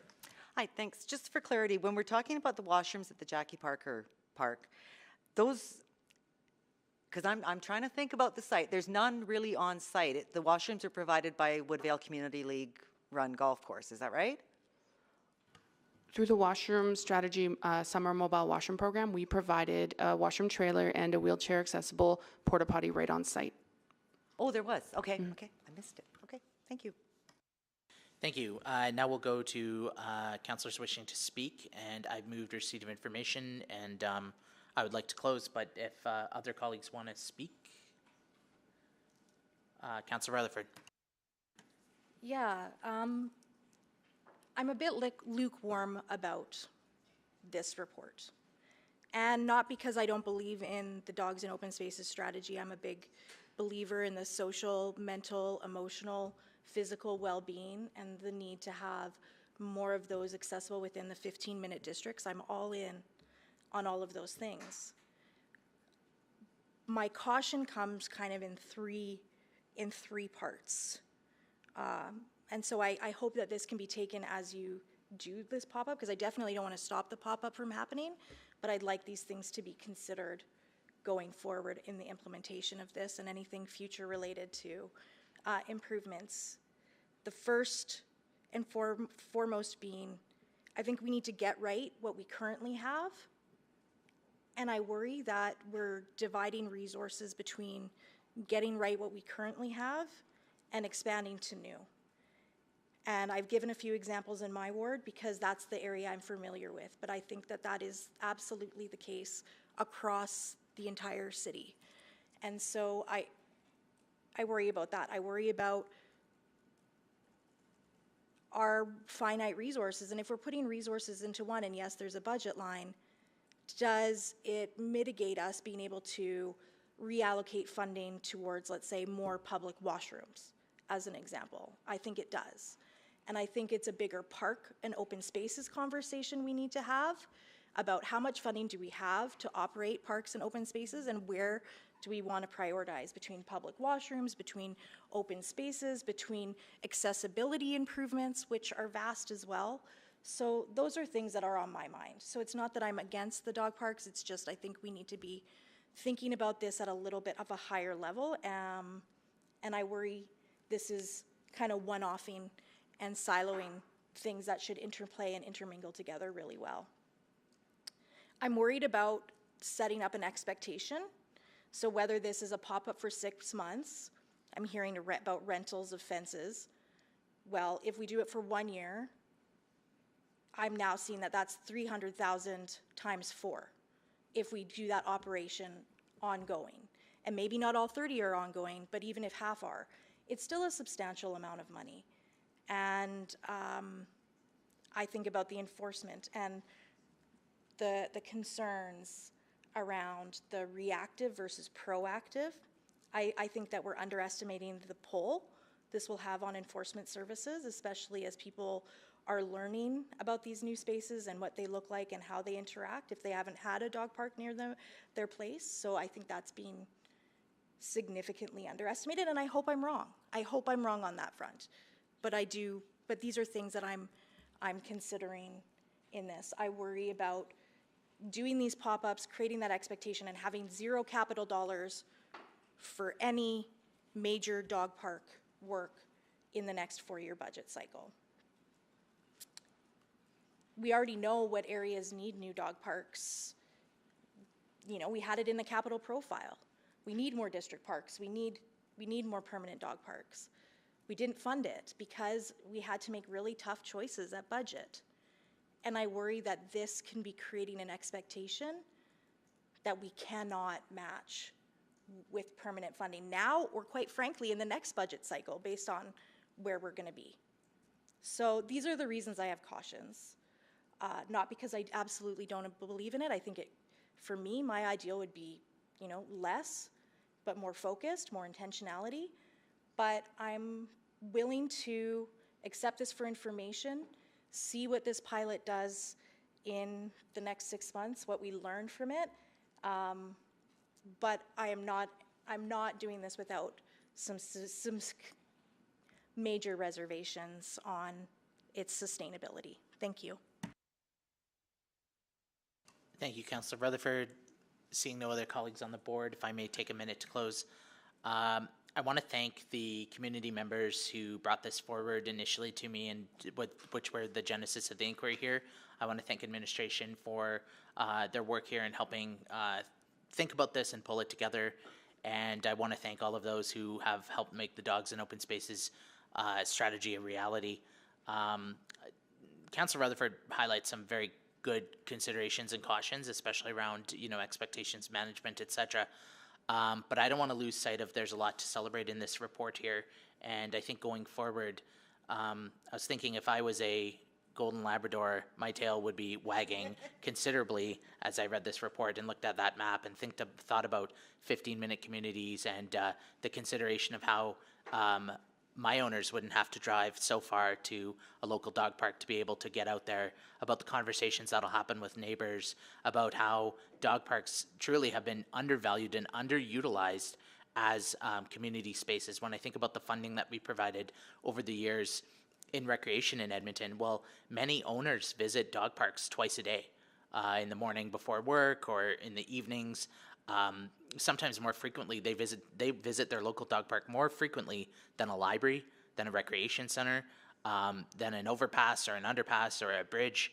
And, you know, given the tight budget, the bang for your buck we get from dog parks is enormous. The social payback is exponential compared to the minuscule investment on the part of the city of Edmonton, compared to one road or one interchange or you know, one auto project. So as I think about how our city is densifying, these are the kinds of new amenities that are a must-have, and I think we need to transition to that must-have kind of approach. I like how this report is doing that, and think about the 15-minute communities. So whether we're thinking about safety with park visitors, offering eyes on the street, a kind of neighborhood patrol as they walk to their local dog park, or whether we're thinking about welcoming spaces for new people to make friendships with one another, and the enormous cost of loneliness on our healthcare system.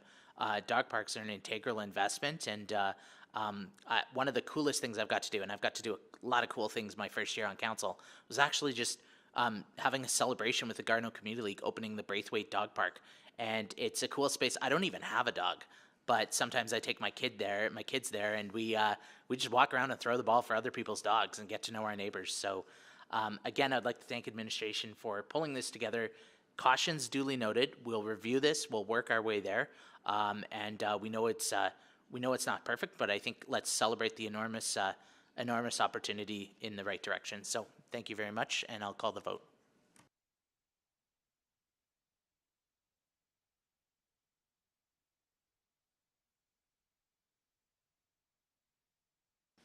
We have 3 votes. Are we missing one? I thought we had 4 earlier. Oh, Mayor Sohi has left. Got it. Okay. Yep. Please display the vote. So receipt of information is carried unanimously. Councillor Tang, would you please bring forward? Yes, I move to bring forward item 7.2, Heritage Community Investment Program grants. We bring it forward first, and then I can move it to receive. Great. And may I call the vote on that recommendation? That is carried unanimously. Councillor Tang?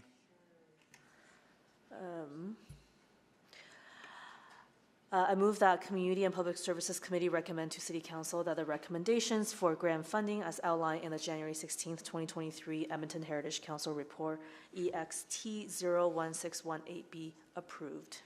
Okay. I'll look for questions. Hearing none, I'll look to speakers.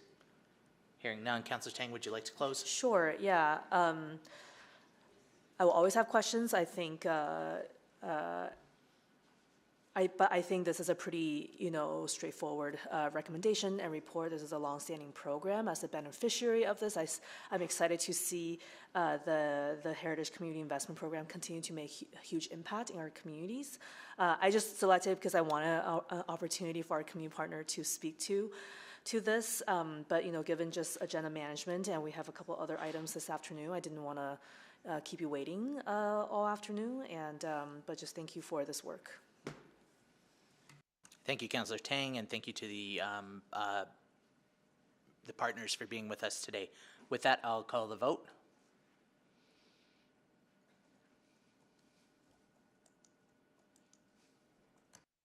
We have 3 votes. Please display the vote. That is carried unanimously. Thank you very much. At this time, I'll look to the clerk, but we can adjourn and reconvene at 1:30. Is that correct? Sure. Yeah. If that's All right, the will let's of do the that. committee. Thank Yeah. you.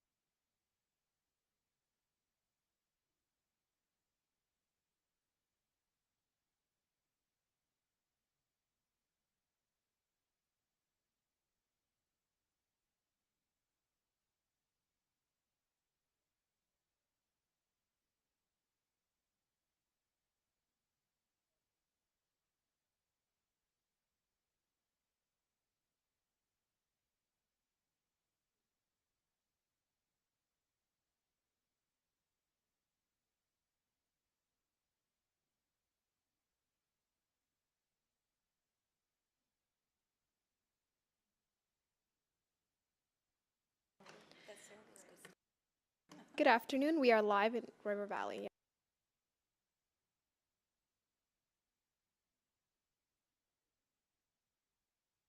Okay, good afternoon, everyone. I'll look to the clerk to confirm we have quorum, and by way, I guess I should do a roll call. We've got Councillor Tang, Jans, Wright, Rutherford, and anyone online with us? Good afternoon. Thank you, Councillor Knack. Councillor Principe is online.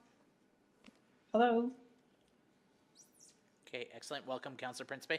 So we have quorum, and we can get started. The next item up is item 7.1.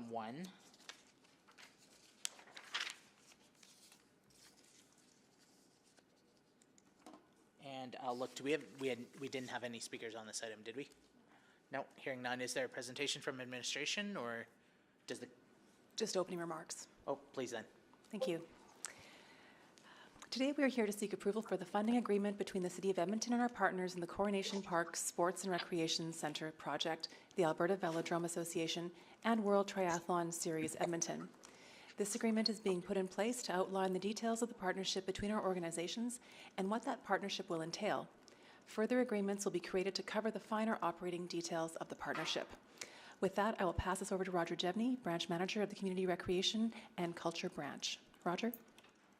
Thanks, Jen. So the idea of a new velodrome facility was brought to us by the Argyle Velodrome Association over 10 years ago. And since then, we've continued to work with the Argyle Velodrome Association and the World Triathlon Series Edmonton as the local experts in the respective sports to develop this facility. The project was approved and moved forward, and construction began in March of 2022. And at the end of 2022, construction was about 25% complete. The velodrome will be part of the Coronation Park Sports and Recreation Centre, a district-level multipurpose rec center serving Edmontonians of all ages and abilities to meet their needs for leisure, health and wellness-related activities, and become a community hub for the central north communities of our city. Thanks to the facility's unique amenities, namely the new velodrome and the existing 50-meter pool, the new center will also serve as a training venue for cycling and triathlon, further strengthening Edmonton's long-standing history with both sports. Recognized as one of Canada's premier triathlon cities, Edmonton has hosted triathlon events for more than a decade, generating millions of dollars in economic impact for our city. The new facility will only increase hosting opportunities at a time when sport tourism continues to grow in Canada and around the world. Council had previously approved the funding agreement with the similar conditions in 2016, however, it was not executed due to the project being put on hold. The funding agreement before you today updates the terms and conditions that all parties have agreed to. The agreement includes a $4 million contribution from the partner organizations towards the capital cost of construction for this facility, and that was included in the fall 2021 supplemental capital budget adjustment. And while the City of Edmonton will own and operate the facility as a whole, the Argyle Velodrome Association will operate the cycling track within the Recreation and Sports Centre on our behalf, while the World Triathlon Series will receive priority access to space within the facility for triathlon training and events. So we're here today asking for your approval on the updated terms and conditions of the funding agreement, and this will allow our partners to move forward with the fundraising campaign. Time is, of course, of the essence as we're under construction, and we want to ensure the funds are received prior to the completion of the construction on the facility. Well, thank you, and we'd be pleased to answer any questions that you may have. Thank you for that. I'll open the floor up to questions from my colleagues. Councillor Tang? Nope, Councillor Rutherford. Oh, right, here we go. Hi, thanks. Okay, so what happens if they don't come up with the 4 million? Like, can we revoke their naming rights, or? Yeah, what we've built into the agreement, Councillor, is that if there's any money outstanding when the facility opens, it would be built into lease payments, and they would pay back over time with interest. So the obligation would still be there. We do have a provision, though, to extend it should there not all the funding be in place by the day we open. Okay, what do they have to date of the 4 million? Yeah, I don't know if anyone on the call knows the exact number. I think they're about 25% cash in hand of what they're fundraising for. And they've really just, since construction was approved in the last fall, they've really geared up. Their campaign has been sort of off and on with the project starting and stopping several times. So now they've really ramped up their fundraising efforts. Okay, and I noticed in the report that they were looking at provincial and federal grants, is that right? But that... Yeah, the original funding model from back, I think 2013, we were hopeful that we'd get about 16 million in federal and provincial funding, and that never came to be. So that was taken out of the broad budget profile when it was approved last fall. Okay, and are there any other grants right now that they would have access to, or? Yeah, they continue to look and see what's available. There's some smaller provincial grants that will help make up the 4 million, but they're actively looking philanthropically, looking at corporations and any grants that are available. They'll be applying on. So more private financing than private donations rather than government?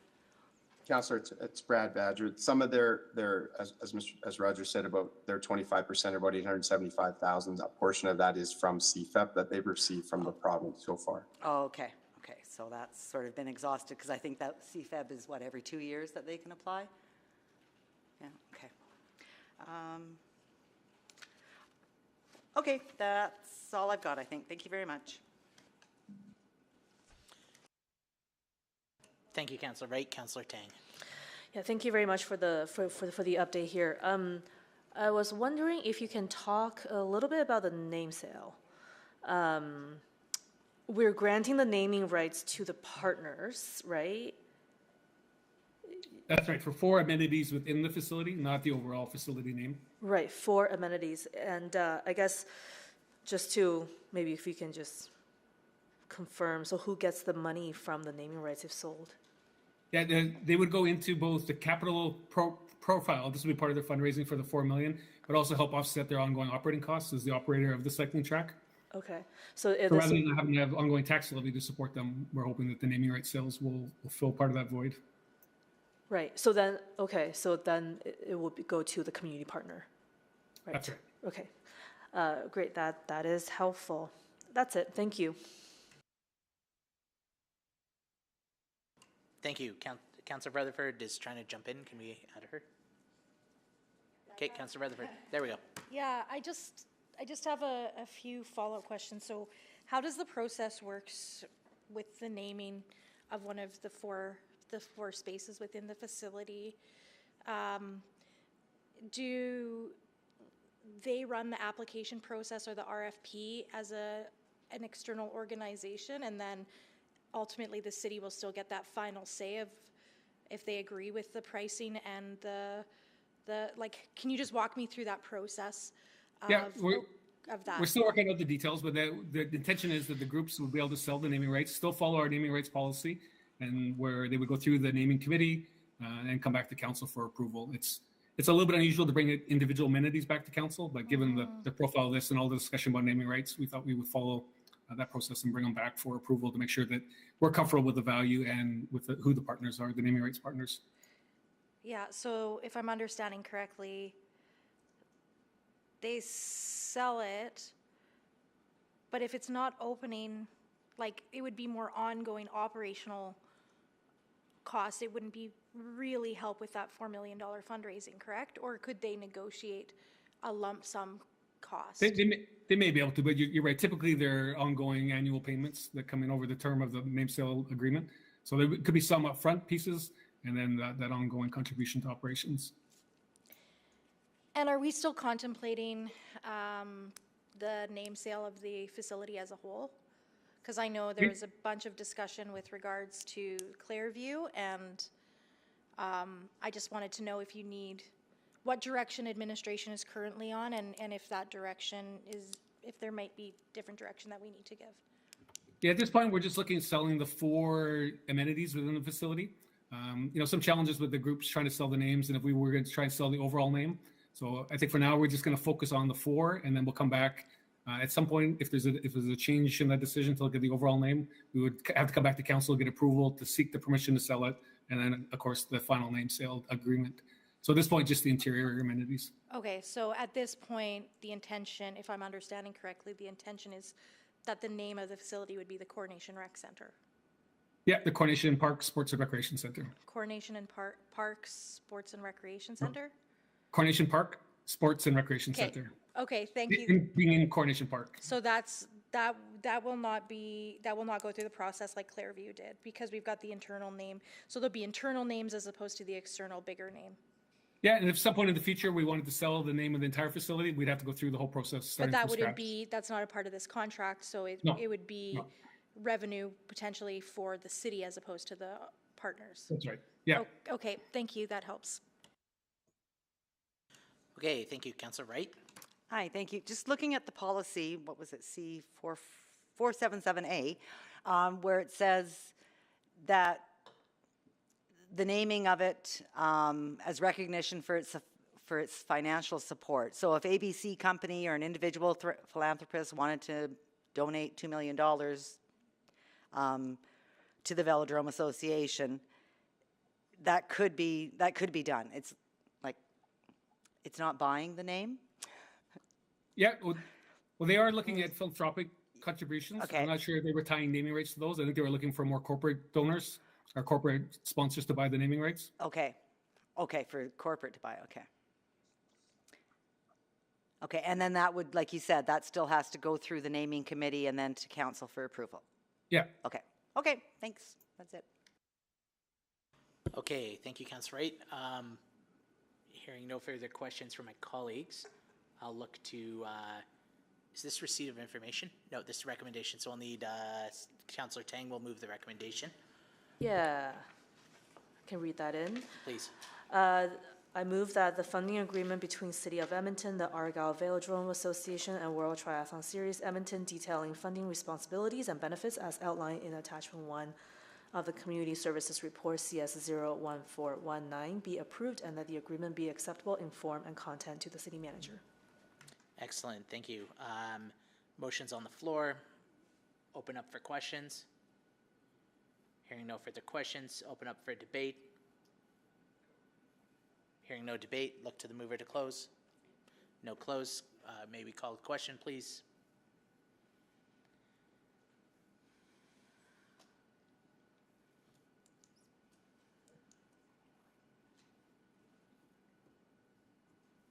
And display the vote when you have it, please. We have the votes. Excellent, thank you.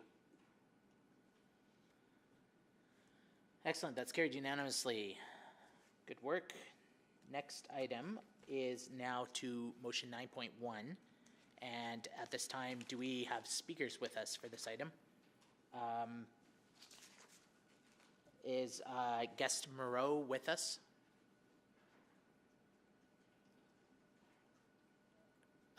Is that a Matt Moreau?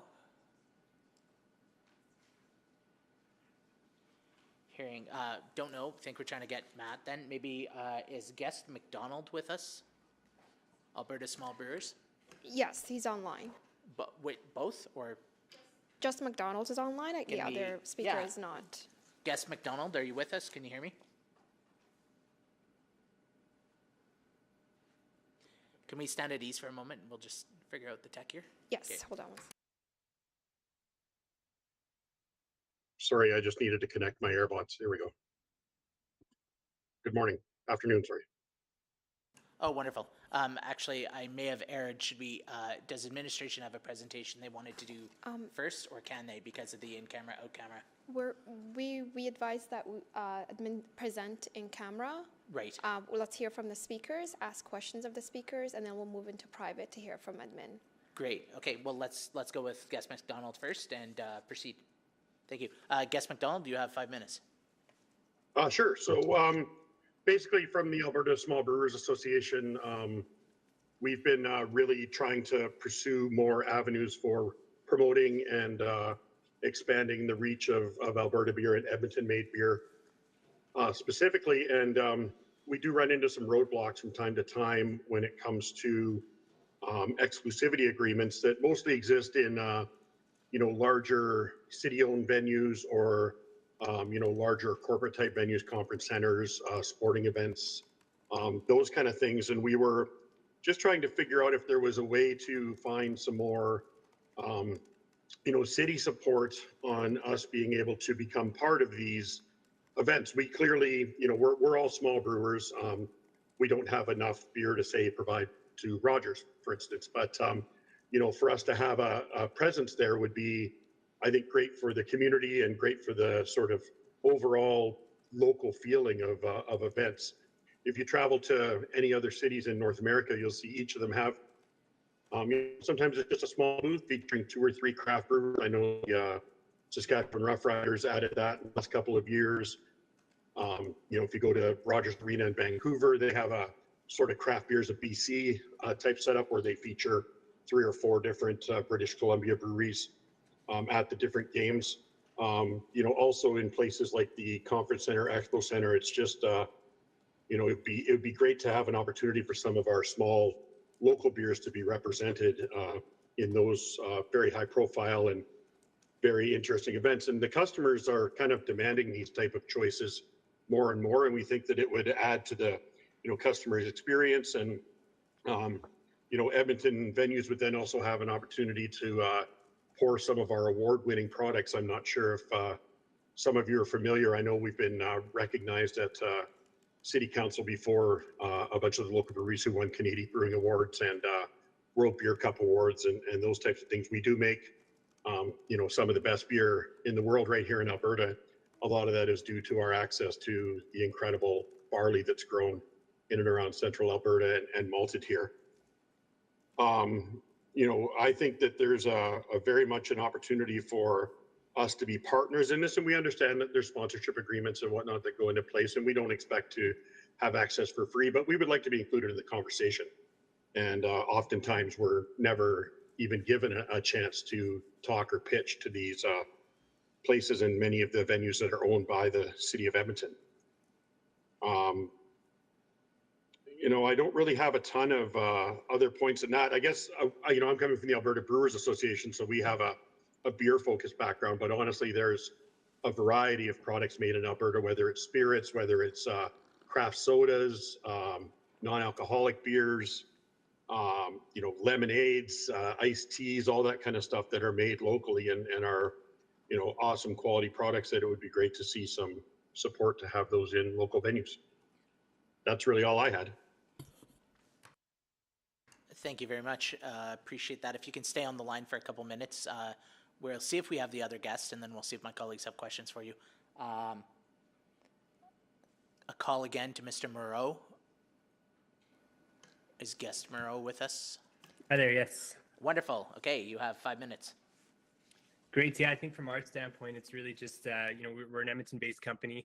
My friend and I started this company literally walking up and down White Ave and Jasper Ave, going into cafes and restaurant stores. We sell a product called Earth Water. We are partnered with the United Nations World Food Program. Every case of water that we sell, we feed an educated child for a week. And we also bottle in a reusable aluminum can, which is recycled at a much higher rate than single-use plastic or glass or Tetra Paks. And so, again, when we started this company, we were walking into these little cafes saying, hey, you've got a fridge full of Coke or Pepsi products. Is there any way that we can come in here and just get one tiny little facing of our product and try to explain to people that by buying this bottle of water versus a bottle of Dasani or Aquafina, we as consumers and as companies can affect some real positive change for people all throughout the world. So fast forward to today, we funded about 4.5 million school meals for children. We sell our product in cafes, restaurants, hotels like the Fairmont McDonald's. IKEA carries our products, grocery stores. But we've always been limited and unable to do anything with the city. We've had people reach out over and over through the last 15 plus years from golf courses, from arenas, from places like Kinsman, all sorts of different city events saying, hey, we love your product and we want to support something that's going to do some good for the world rather than just lining shareholders' pockets with Coca-Cola and Pepsi. But we've always been hamstrung and unable to really explore those opportunities. So I'm here today just to share a little bit of our story. We're a small Edmonton company that's been able to fund school meal programs for kids all across the planet. Again, we've got this really innovative packaging here in the single-use plastic. We were the first ones to be doing that here in Canada. And simply through an everyday purchase like a bottle of water, we as consumers and as corporations can affect some really positive change in the world. And so I'll pause there and happy to answer any questions. Thank you, Guest Moreau. Thank you to both of you for your time today. We're now joined by Mayor Sohi as well. Welcome. And I would invite my colleagues to sign on to the board if they have questions for the guests. Councillor Tang, you're up first. Great. Thank you both very much for taking the time out and speaking with us. Maybe I'll start with, Mr. McDonald. And just so I'm clear about kind of your ask too, you're maybe agnostic about specific city venue, but you would just like to see the conversation opening up about local, in this case, brewery, craft brewery, in city facilities and venues. Yeah, I think it's more just a sort of a support from the city council of what can be done. I know other jurisdictions have, sort of changed what their definition of exclusivity is in contracts and made it, like 90% is an exclusivity deal and 10% needs to be locally sourced or locally made product to go along with that. And it's more of just trying to find a way into, and I mean, I know that there's the big animal down the street. I work for Brewster's Brewing Company, and my office is in Unity Square. That's a pie in the sky thing for us, but it's even things like Expo Center, Shaw Conference Center, Commonwealth Stadium, those types of venues where there may be a little bit more influence from city council to assist us in ways to start the conversation. We don't expect mandates from city council, but just sort of, is there a way to introduce the idea of local products being available in those very high profile city venues? Have you ever had conversations with Explore Edmonton, particularly when it comes to festivals and that kind of stuff? We have reached out through Expo Center and the Conference Center and received no response back. I've several times over the last few months, I've reached out and never once received thanks for inquiring or even an opportunity to have a meeting. That's too bad, but duly noted. Thank you for that. And to Mr. Moreau, Earth Group is a local success story, isn't it? Yeah. We started here in Edmonton in 2004. And now you're worldwide. That's right. Yeah, we ship our product. We export to Asia. We've got operations in Europe, throughout North America as well. Yeah, and so with places like you have mentioned IKEA and another major retailer. Are you the exclusive water provider? Yeah, and somewhere like IKEA, we're the only water there. Quick story, we called them for 4 years before someone finally answered. We were sending out handwritten notes and samples and everything saying, we just want to get 5 minutes of your time to tell our story. And 5 minutes turned into 20 minutes, turned into a 45-minute meeting, turned into us flying out to Toronto to meet with them back in 2016. And now we're the exclusive water throughout Canada. We're bidding on the US, and we're selling in Holland and Germany as well. Are you familiar with the city's sustainable procurement policy? A little bit. I've had some very gracious city employees kind of send information and make me aware of a little bit of things over the years. Okay, and then Mr. McDonald, are you aware of the sustainable procurement policy? I am not. Okay, I think there is something here that kind of triggers, that policy for me a little bit. Anyways, I'm sure we'll kind of dig into that later in conversation. Those are all my questions. Thank you both again for raising this really important issue, which I'm glad we're now talking about it. Yeah, I just want to add really quick, if I can, to echo Don's point. Sure. Places like the Expo Center and the Commonwealth, we've had many employees work very hard to try to find us a way to get into these places. And it always, they'll put in weeks or months of work only to find out, sorry guys, we can't do this because of the co-contract. And so there's certainly a will there within these organizations. People hear us speak and say, oh my goodness, why aren't we buying your product? And we just run into the same thing over and over. We've been lucky to work with festivals like the Folk Fest for probably 15 years. We've done the ITU triathlon through the years as well. So the will is there. It's just we run into the roadblock of Coke, Pepsi all the time. So, thank you for that. Thank you, Councillor Wright. Thank you very much. So my question actually to Mr. McDonald was going to be: is the exclusivity agreements only at facilities, or is it things like festivals? Like, are you still able to have your products at festivals? Oops, your mic's off. Sorry, it depends on the festival. There's several festivals out there who do embrace local craft beer, Folk Fest being one that Matt mentioned there, that's been a great supporter over the years of a local beer. But for the most part, there's sort of a certain types of venues are allowed to pursue exclusivity agreements, and festivals are part of that. So they tend to, even though they don't necessarily need to lean towards that, they tend to. And then of course, the larger Molson Coors, AB InBevs of the world are obviously far better funded than a small, local brew pub chain is to bid on those. And again, as I said before, oftentimes we don't even get a chance to be in the conversation. Okay. So it would be nice to expand it, not just with facilities, but the festivals as well. Okay. And then, Mr. Moreau, you said you're the only one at IKEA. Do you have an exclusivity agreement with them, or it's just they haven't bothered to pursue any other? Be careful how I answer that. Okay, thank you. Yeah, I would just say that they haven't. We've had a multi-year relationship that's gone really well for us, and we continue to be on their shelves across Canada. But there's no clause within your agreement with them that says you and only you? No. They do have the option if they wanted to. I mean, they're IKEA, yeah, so they can push us around if need be. Okay, awesome.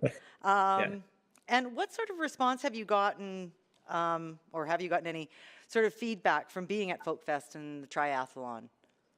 Fantastic. Yeah. I mean, it's funny. We can see a real spike on our website. You know, online purchases go through the roof after we're at an event like that. I mean, Folk Fest, 70,000+ people. We're the only water on site.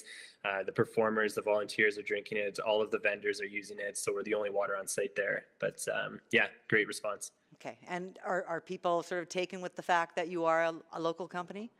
Absolutely. Yeah, for sure. We'll tour the crowds and just chat with people as we see a bottle in their hand, and they love to learn about the work that we're doing. Folk Fest obviously been an incredible supporter. We know the team there really well, and really proud to be working with them. Yeah. Okay, awesome. Thank you very much. Thank you. Thank you. If I may jump into the queue at this point. So I'm looking at an article from 1998. At the time, the University of Alberta Students' Union entered into a contract with Coca-Cola, and they then received $4.5 million over the next 10 years, with $550,000 earmarked for the SU and student programs, and additionally another $100,000 for bursaries at the University of Alberta. Now that's $1998, so we can run the inflation estimate on what it would be today in 2023 dollars. But I guess for both of our guests, I mean, sometimes if there are exclusivity agreements, kind of devil's advocate, I mean, who are, that's a lot of money for the city, say, to be looking at, or the university or an entity to turn down. So how do we square the circle of supporting the local economy and supporting local businesses while also the fiduciary good for the corporate entity of the city? Maybe Guest Moreau, do you want to share first? I mean, I think for us, we're still a small company here in Edmonton. We're not looking to take over the entire procurement agreements with the entire city. So if there was, a certain amount of wiggle room, like you mentioned, Don, 90% is exclusivity, 10% opens it up for companies like us, or even 5%. We could still come in and do some great things and create some wonderful stories with the city by saying the city of Edmonton bought 10,000 cases of water in 2023, and this resulted in 40,000 school meals for children. Here's the project, here's the photos. I think there's some goodwill to be created around things like that. The reality is we're still, we're not going to come in with the massive sponsorship dollars unless the business case, allowed for that. If you were to buy $1 million worth of water from us, there's absolutely something we could do to put money back into fighting poverty here in the city versus internationally, like we always do. Right. Guest McDonald? Yeah, that's our thing too. Like there's no way that any of us, probably honestly combined as a group of small brewers in the province, could produce enough product to, fulfill a Rogers Place, for instance. For us, it's just more being part of what went on there. Like, yeah, even 5% of beer sales at a city venue, whether it's the convention center or or Commonwealth or whatever it may be, for us, it's more being involved with those places and being involved with those city entities, and just, having an opportunity to get our name out there and to get our product in the people's hands. And again, we understand there will be sponsorship dollars, or there will be opportunities to provide those. And we would, of course, look at it and determine if the volume of beer that we could sell through a place made sense for what they asked. Yeah, I appreciate that. I appreciate you both being here today. I realize it is a little awkward because we have a recommendation report and we have to discuss it in camera for obvious reasons, but I appreciate both of you sharing. I guess a final question, how often or what sort of rule of thumb would you want to see in terms of going to public tender? Like, I think when we have a city auditor, we change our city auditor, I think is general practice every 8 years, just so they don't get too comfortable. Do you have a ballpark? Are you aware of an industry standard for when, say, the city of Chicago or something goes to tender for any sort of exclusive contract? Either of you, if you just want to jump in. I think for us, the problem is the vast majority of the time, we're never in the conversation, so we don't really know when or how people are asking. Like I said, I have reached out to different venues and received either an answer of, no, we're happy with our current Molson contract, or, just never received a call back. So I think that's a little bit more visibility and transparency of when these contracts are available and allowing other people to come to the table, or even consortiums. We've worked together in the past with other breweries to partner to do different events or different things. Okay, thank you. Guest Moreau? Yeah, I got to echo what Don says there. Just being part of the conversation is really phenomenal. Just being invited here to know that we're being heard and that this is something that's being considered. I think in the background in my head, it's just the city of Edmonton is a Coca-Cola contract, and that's the way it's been since we've been doing this in 2004. And every time we look at the contract, it seems like it's not going to be renewed for multiple years. And unfortunately for us, we're a small company moving in a lot of different directions. So, it's easy to forget about. But the transparency of being here today is great, and knowing this is on the radar. Absolutely. Thank you very much. I'll turn to Mayor Sohi then. Yeah, thank you. Thank you so much for both of you for being here today. Sorry, I missed your presentations. I was tied up with a call. So just I think what I want to understand is that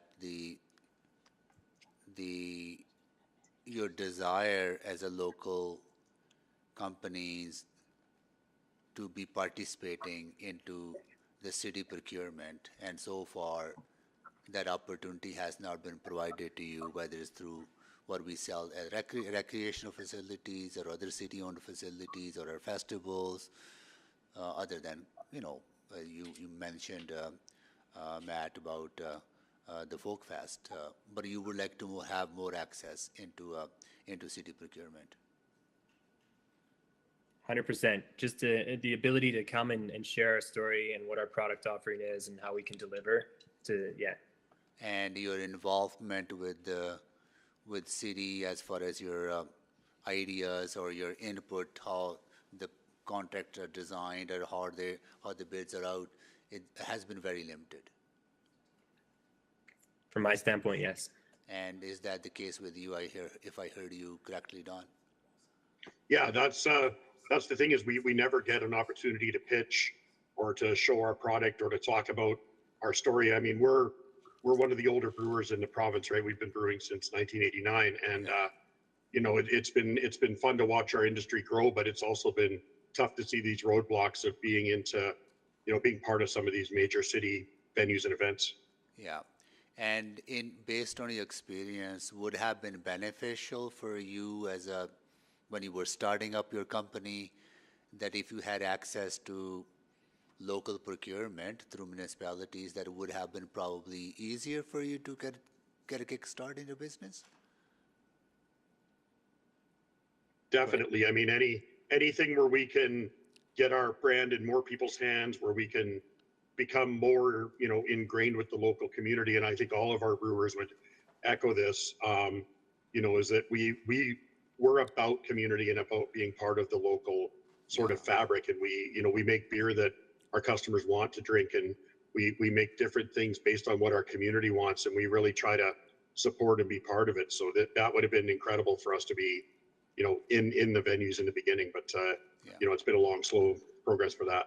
Yeah, so using local procurement for local economic growth is something that our city administration is committed to, and this council is committed to, and thank you so much for sharing your views with us. Unfortunately, we can't ask those questions in public because of the private nature of this contract, but we will try to see if there's a way for us to have a public dialogue on this, not talking about Coca-Cola specific, but broad public procurement and the connection of that with economic growth. Thank you so much. Really appreciate that. And one last point, I'm sure, and Matt has a similar story to us. Like, we buy our barley here in Alberta. We employ many Albertans across the province. Even things down as like the cans our beer come in are made in Calgary at Crown. Like we try to buy as many things locally as possible, and it would be great to continue that, paying it forward by our beer being available in more city and local venues. Actually, that's a good point. That ties into the overall environmental sustainability that reduces your transportation cost and all that. 100%. Sure. Yeah. Okay. If I may add one point, Mayor Soyi, too, it's just, I mean, for us in those early days, when we were trying over and over, repeatedly trying to get into these city-owned properties or festivals, whatever it was, and just kind of had the door slammed in our face over and over again, it really kind of sucked the momentum out of us, thinking, why is it we're a young company trying to create some good in the world, but we can't even get any momentum in our own city? And Coca-Cola is based however many thousands of kilometers away, but here we are, two young people trying to do something good here, and it didn't fulfill us. It wasn't energizing. It sucked the energy dry in those early days for sure, until we learned a little bit more about how things work. Yeah, good. No, thank you so much for sharing your views with us. Yeah. Thank you for the opportunity. Thank you. Councillor Tang has another round. Yep, sorry, just very quickly. What is either of your experience with working with other municipalities? I think, Don, you mentioned Calgary, and yeah, we run into the same sort of roadblocks. Okay, yeah, in all of the major cities and the major venues.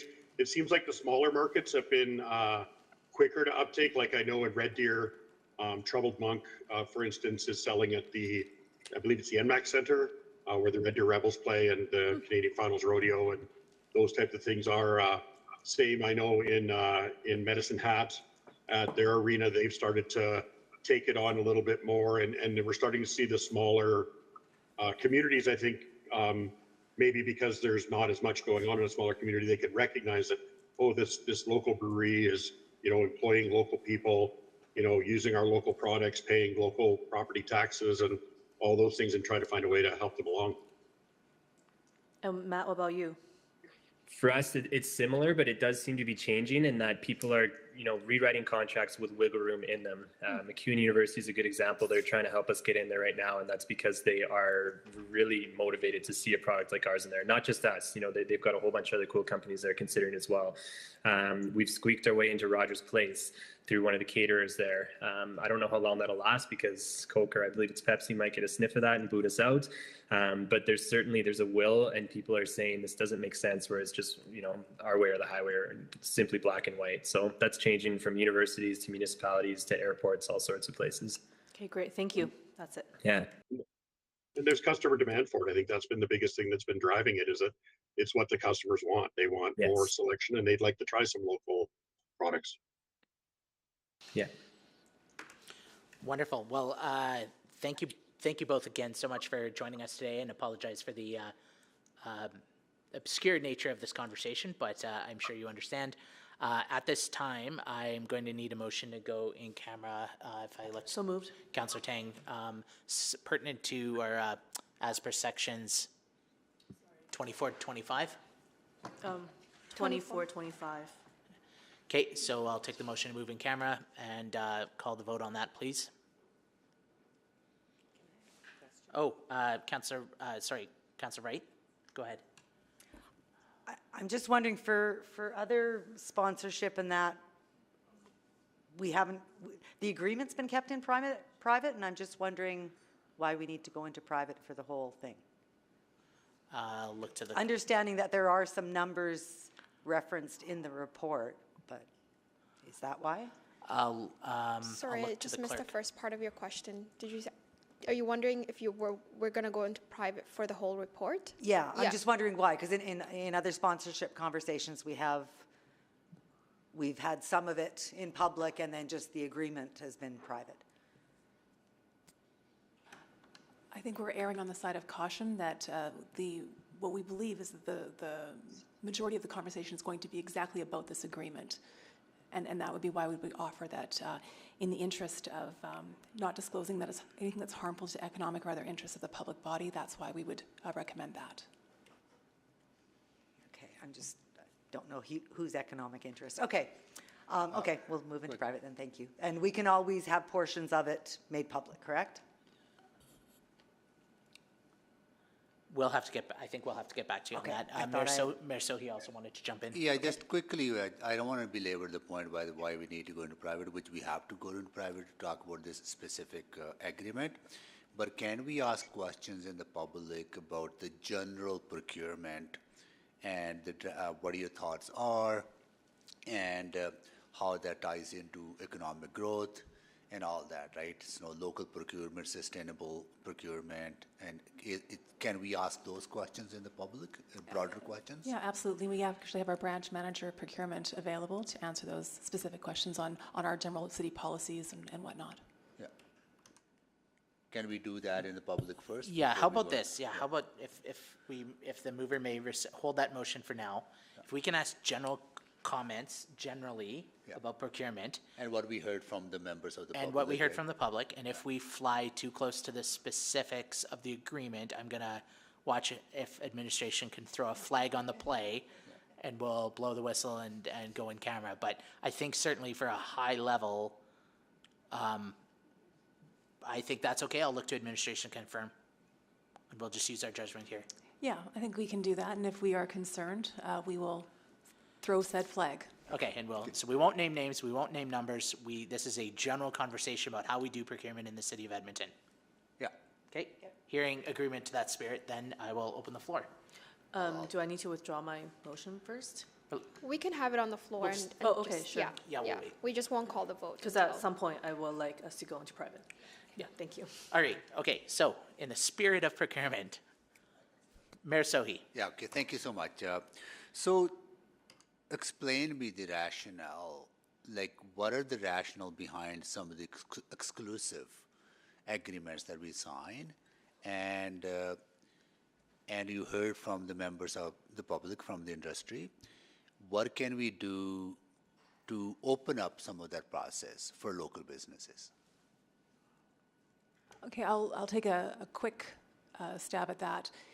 When it comes to sponsorship agreements, typically it comes down to a question of generating revenue for the municipality is one of the things, and then it runs contrary to what you heard our speakers talk about, it's just their capacity.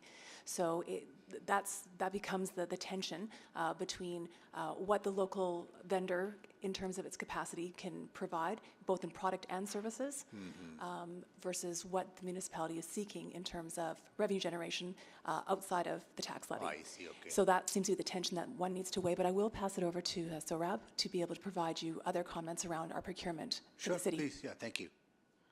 Sure, yeah, I can speak to our procurement processes, but I just want to clarify a definition here.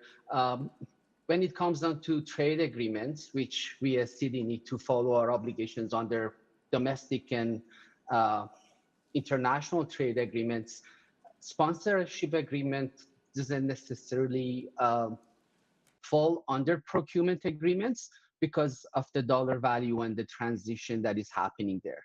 So our obligations under trade agreements kicks in when there is a payment happening from the city or from a public institution to a vendor or a private party, and that's where we follow our trade agreement obligations. For a sponsorship agreement, because of not having that direct relationship in terms of the payment, there are some exceptions in terms of how trade agreement applies to sponsorship agreements.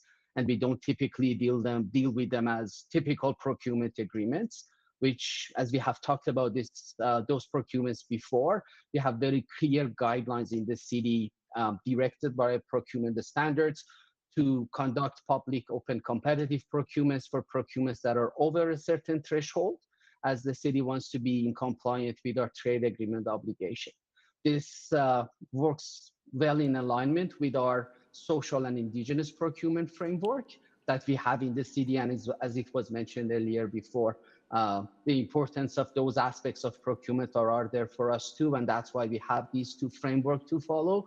But there is a line between compliance with our trade agreements and what we can technically do in support of some social and local aspects of procurements. So there's a distinction between sponsorship agreements and the other procurement process. Where if it is regular procurement process, then you have to open it up for competitive bidding, right? That is correct. Okay, I see. If Okay. there are over a certain threshold, Mr. Mayor, we need to open them up. Okay. And how much of consideration would you give when you're looking at a sponsorship agreement for local economic growth opportunities? I know revenue generation is one aspect of for the city, but how about economic growth aspect? I prefer to refer that question to Roger from the facility side. They lead mostly the sponsorship discussions on this sort. So, Mr. Mayor, for the beverage sponsor, we certainly looked at the value of the sponsorship, the capacity of the organization to provide all of the vending machines, the coolers, all the additional information or supports we would need in order to deliver those services. Yeah. So there's a number of factors that go into it, not just the dollar figure and the financial benefit. It's one of them, certainly, but there's a number of pieces that we look at. So that's the capacity of the vendors to honor that sponsorship agreement if they sign into, right? But and to meet our needs, yeah. Okay, but do you look at kind of small business, local growth opportunities, maybe having smaller sponsorships or multiple sponsorships instead of having one global big sponsorship? Yeah, I think we took a little different approach. We had the more global one for the majority of our facilities, but we exempted a number of other facilities out of this agreement in order to allow those opportunities. So again, I'm not sure how much we can go in public, but certainly we look at making opportunities available for smaller providers. Okay, got it. Thank you so much. Thank you, Mayor Sohi. Councilor Wright. Okay, so the idea of exclusivity, does that fall under the sponsorship agreement or under the trade agreement? It doesn't fall under the trade agreements. Like in trade agreements, we have a very clear direction on when we can enter into an exclusive agreement or those sort of arrangements with a specific vendor, and there needs to be a specific trade agreement exceptions. But again, going back to my initial comment on the difference between procurement agreements and the sponsorship agreements, the rules around the sponsorship agreement are a bit more flexible, just as they don't fully fall under the trade agreement requirements that we need to follow in the city. Okay, and when you were talking about, also I think it was about in the procurement or the trade agreement, that it opens up after a certain threshold. What's that threshold? It's $75,000 for goods and services. So anything over that threshold needs to be publicly procured, and we encourage open competition for those sort of arrangements unless there is a valid trade agreement exception. Okay, and if there's currently an expired contract, that means there's no valid trade agreement, right, at this time? Well, if it's a sponsorship agreement, it falls under a different role, not necessarily the requirements of trade agreements. So we have the flexibility in terms of the owner, the public sector, to decide how to proceed with that contract moving forward. But if it is a procurement agreement that there is a certain dollar amount transitioned between the parties of the contract, then if the contract is expired, it depends on how the initial procurement was conducted. So we have the options of, we may have the option to extend or most probably go through a new procurement. Okay. That's procurement agreements. Okay. Okay. And then, and I think, Ms. Fleming, you'd mentioned when we were talking about generating revenue for the city as a corporation, but not necessarily looking at the broader economic benefit to the city. You did say that we were kind of looking at two different things, right? Well, I was saying that when we're considering these sponsorships, we are weighing the tension between, we always want to support local, and we also want to have another revenue generation source outside of tax levy at your disposal. And then I guess the third arm of local is sometimes our local vendors just aren't large enough to be able to fulfill the contractual requirements that we have. These kinds of agreements around supply and sponsorship, are similar, like what other cities like St. Albert, Fort Saskatchewan, Calgary, Regina, County of Strathcona, and City of Nanaimo are also involved in. So just to provide you some background there. Okay. Thank you very much. And Mr. Jevney, you'd mentioned about some facilities in that are excluded, right? And we can get into that in private? Yeah, that's correct. It really is just direct facilities and the attractions. Okay. Okay. Thank you very much. That's all I have. Thank you. I guess I could direct this question to administration. How can I phrase this?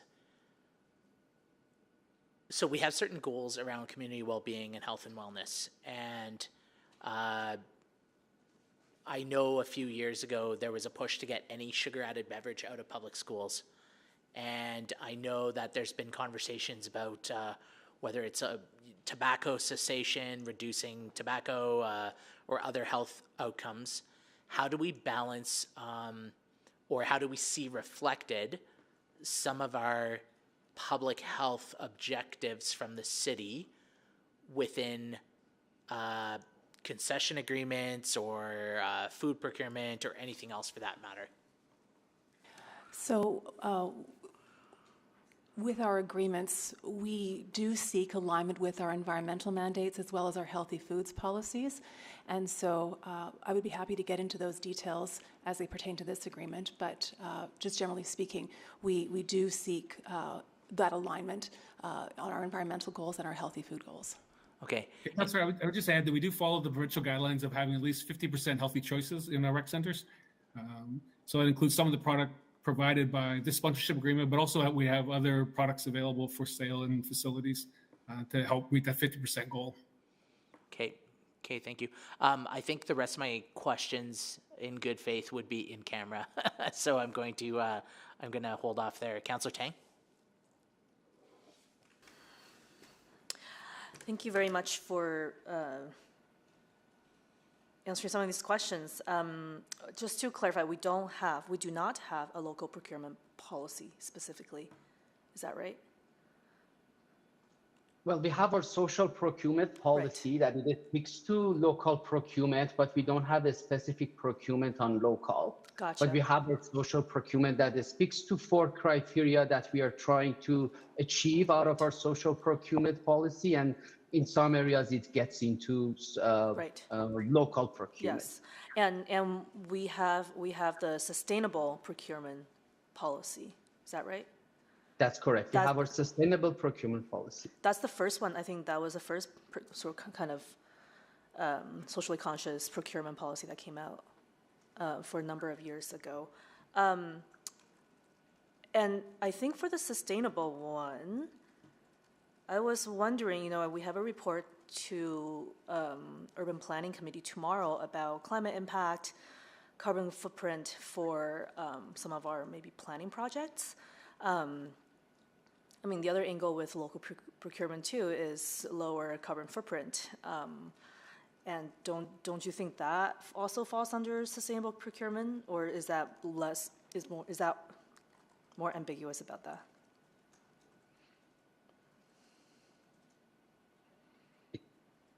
I think it falls under that sustainable procurement framework, but I can take this back and get back with more information. Yeah, it sounds like there's lots of alignment, I guess is my point here simply. And also I think to your point, Ms. Flayman, that perhaps sponsorship, and in this case, this very specific sponsorship, is not necessarily the only tool to support local and whatnot when we have lots of other, agreement and contracts that we can leverage as well, which is. Yes. Okay, so so I think that's also important to note here. I mean, I'm ready to go into private because I have lots of other questions as well. So just. Sounds good. So we have a motion on the floor. Let's call the vote.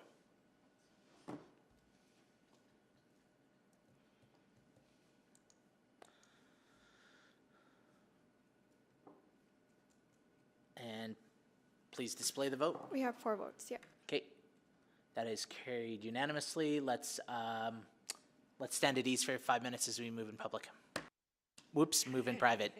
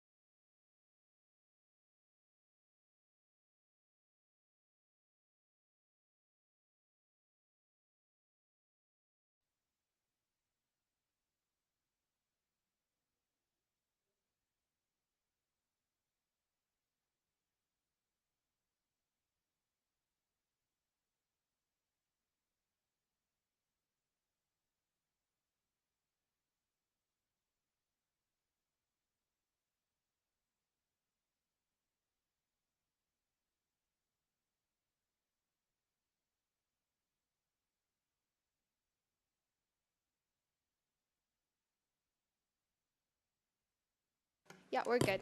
All right, so we're back in public.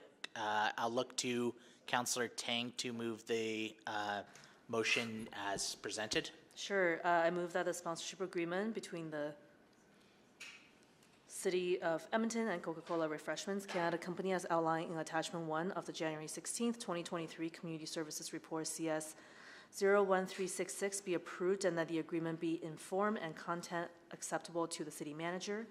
And 2, that the January 16th, 2023 Community Services Report CS 01366 remain private pursuant to Sections 24, advice from officials, and 25, disclosure harmful to economic and other interests of a public body of the Freedom of Information and Protection of Privacy Act.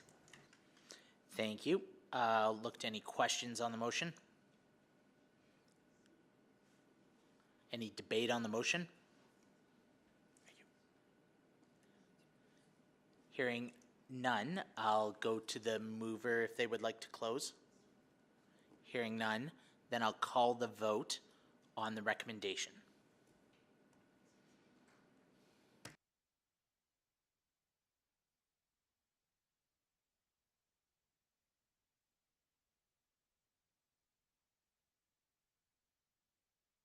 We have 3 votes.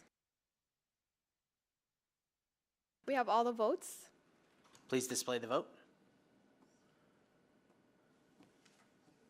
That is carried with Councillors Tang, Wright, and Mayor Sohi in favor. Councillor Jans opposed. Do we have any subsequent or motions? Yes, Mr. Chair. I'd like to move the following two-part subsequent motion for this item. That administration continue to work with facility vendors to increase the % of offerings related to healthy beverages / snacks. As such, existing agreements renew and or new agreements are put in place in order to continue to support and promote healthy choices. And 2, that administration bring forward a memo outlining which venues or events are in and out of scope for the National Beverage Sponsorship Update Agreement. Thank you very much. Any questions to the mover? Hearing none, anybody to speak to it? Oh, there's a question. Apparently no one can hear us. We'll stand at ease for a moment.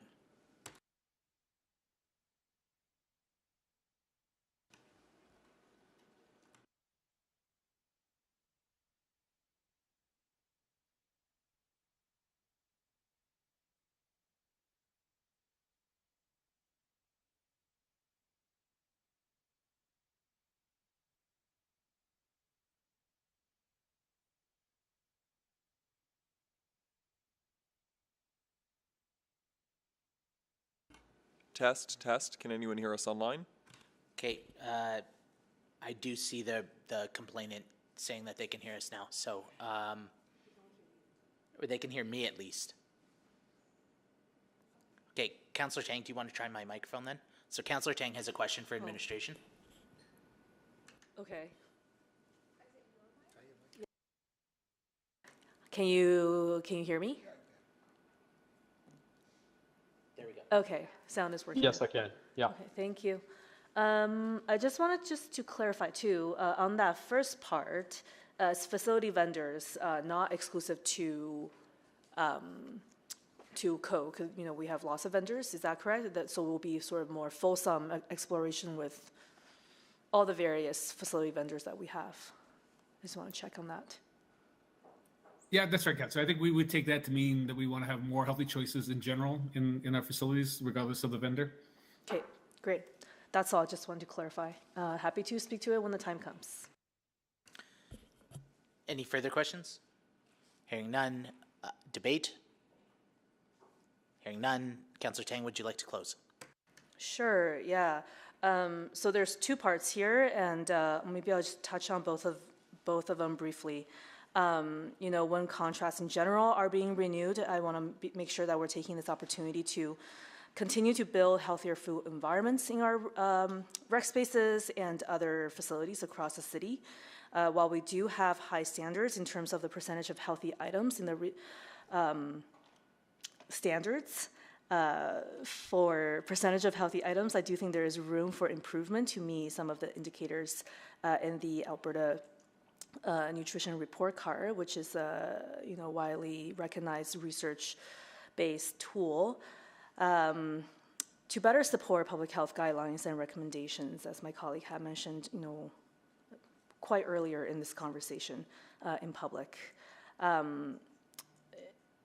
We know that issues such as chronic diseases are major public health issues, and good nutrition can help people of all ages maintain their health. We also know that having healthy food procurement policies or nutrition standards can lead to positive outcomes with the availability, sales, and intake of healthier food. And this is why working with our facility vendors is key, and it is something well within municipal jurisdiction. Having greater options for healthy offerings can help to make the healthy choice the easy choice, and I hope this is a small step towards healthier options in our facilities can make that difference in supporting public health. So that's for that first element. And I think for that second element, I think this memo will help to create a better understanding of the various agreements that we do have in place and potentially, see what kind of future opportunities this can open up down the road. So I'm supporting of both of these, and I encourage my committee members to support both as well. Thank you, Councillor Tang. May we call the vote, please?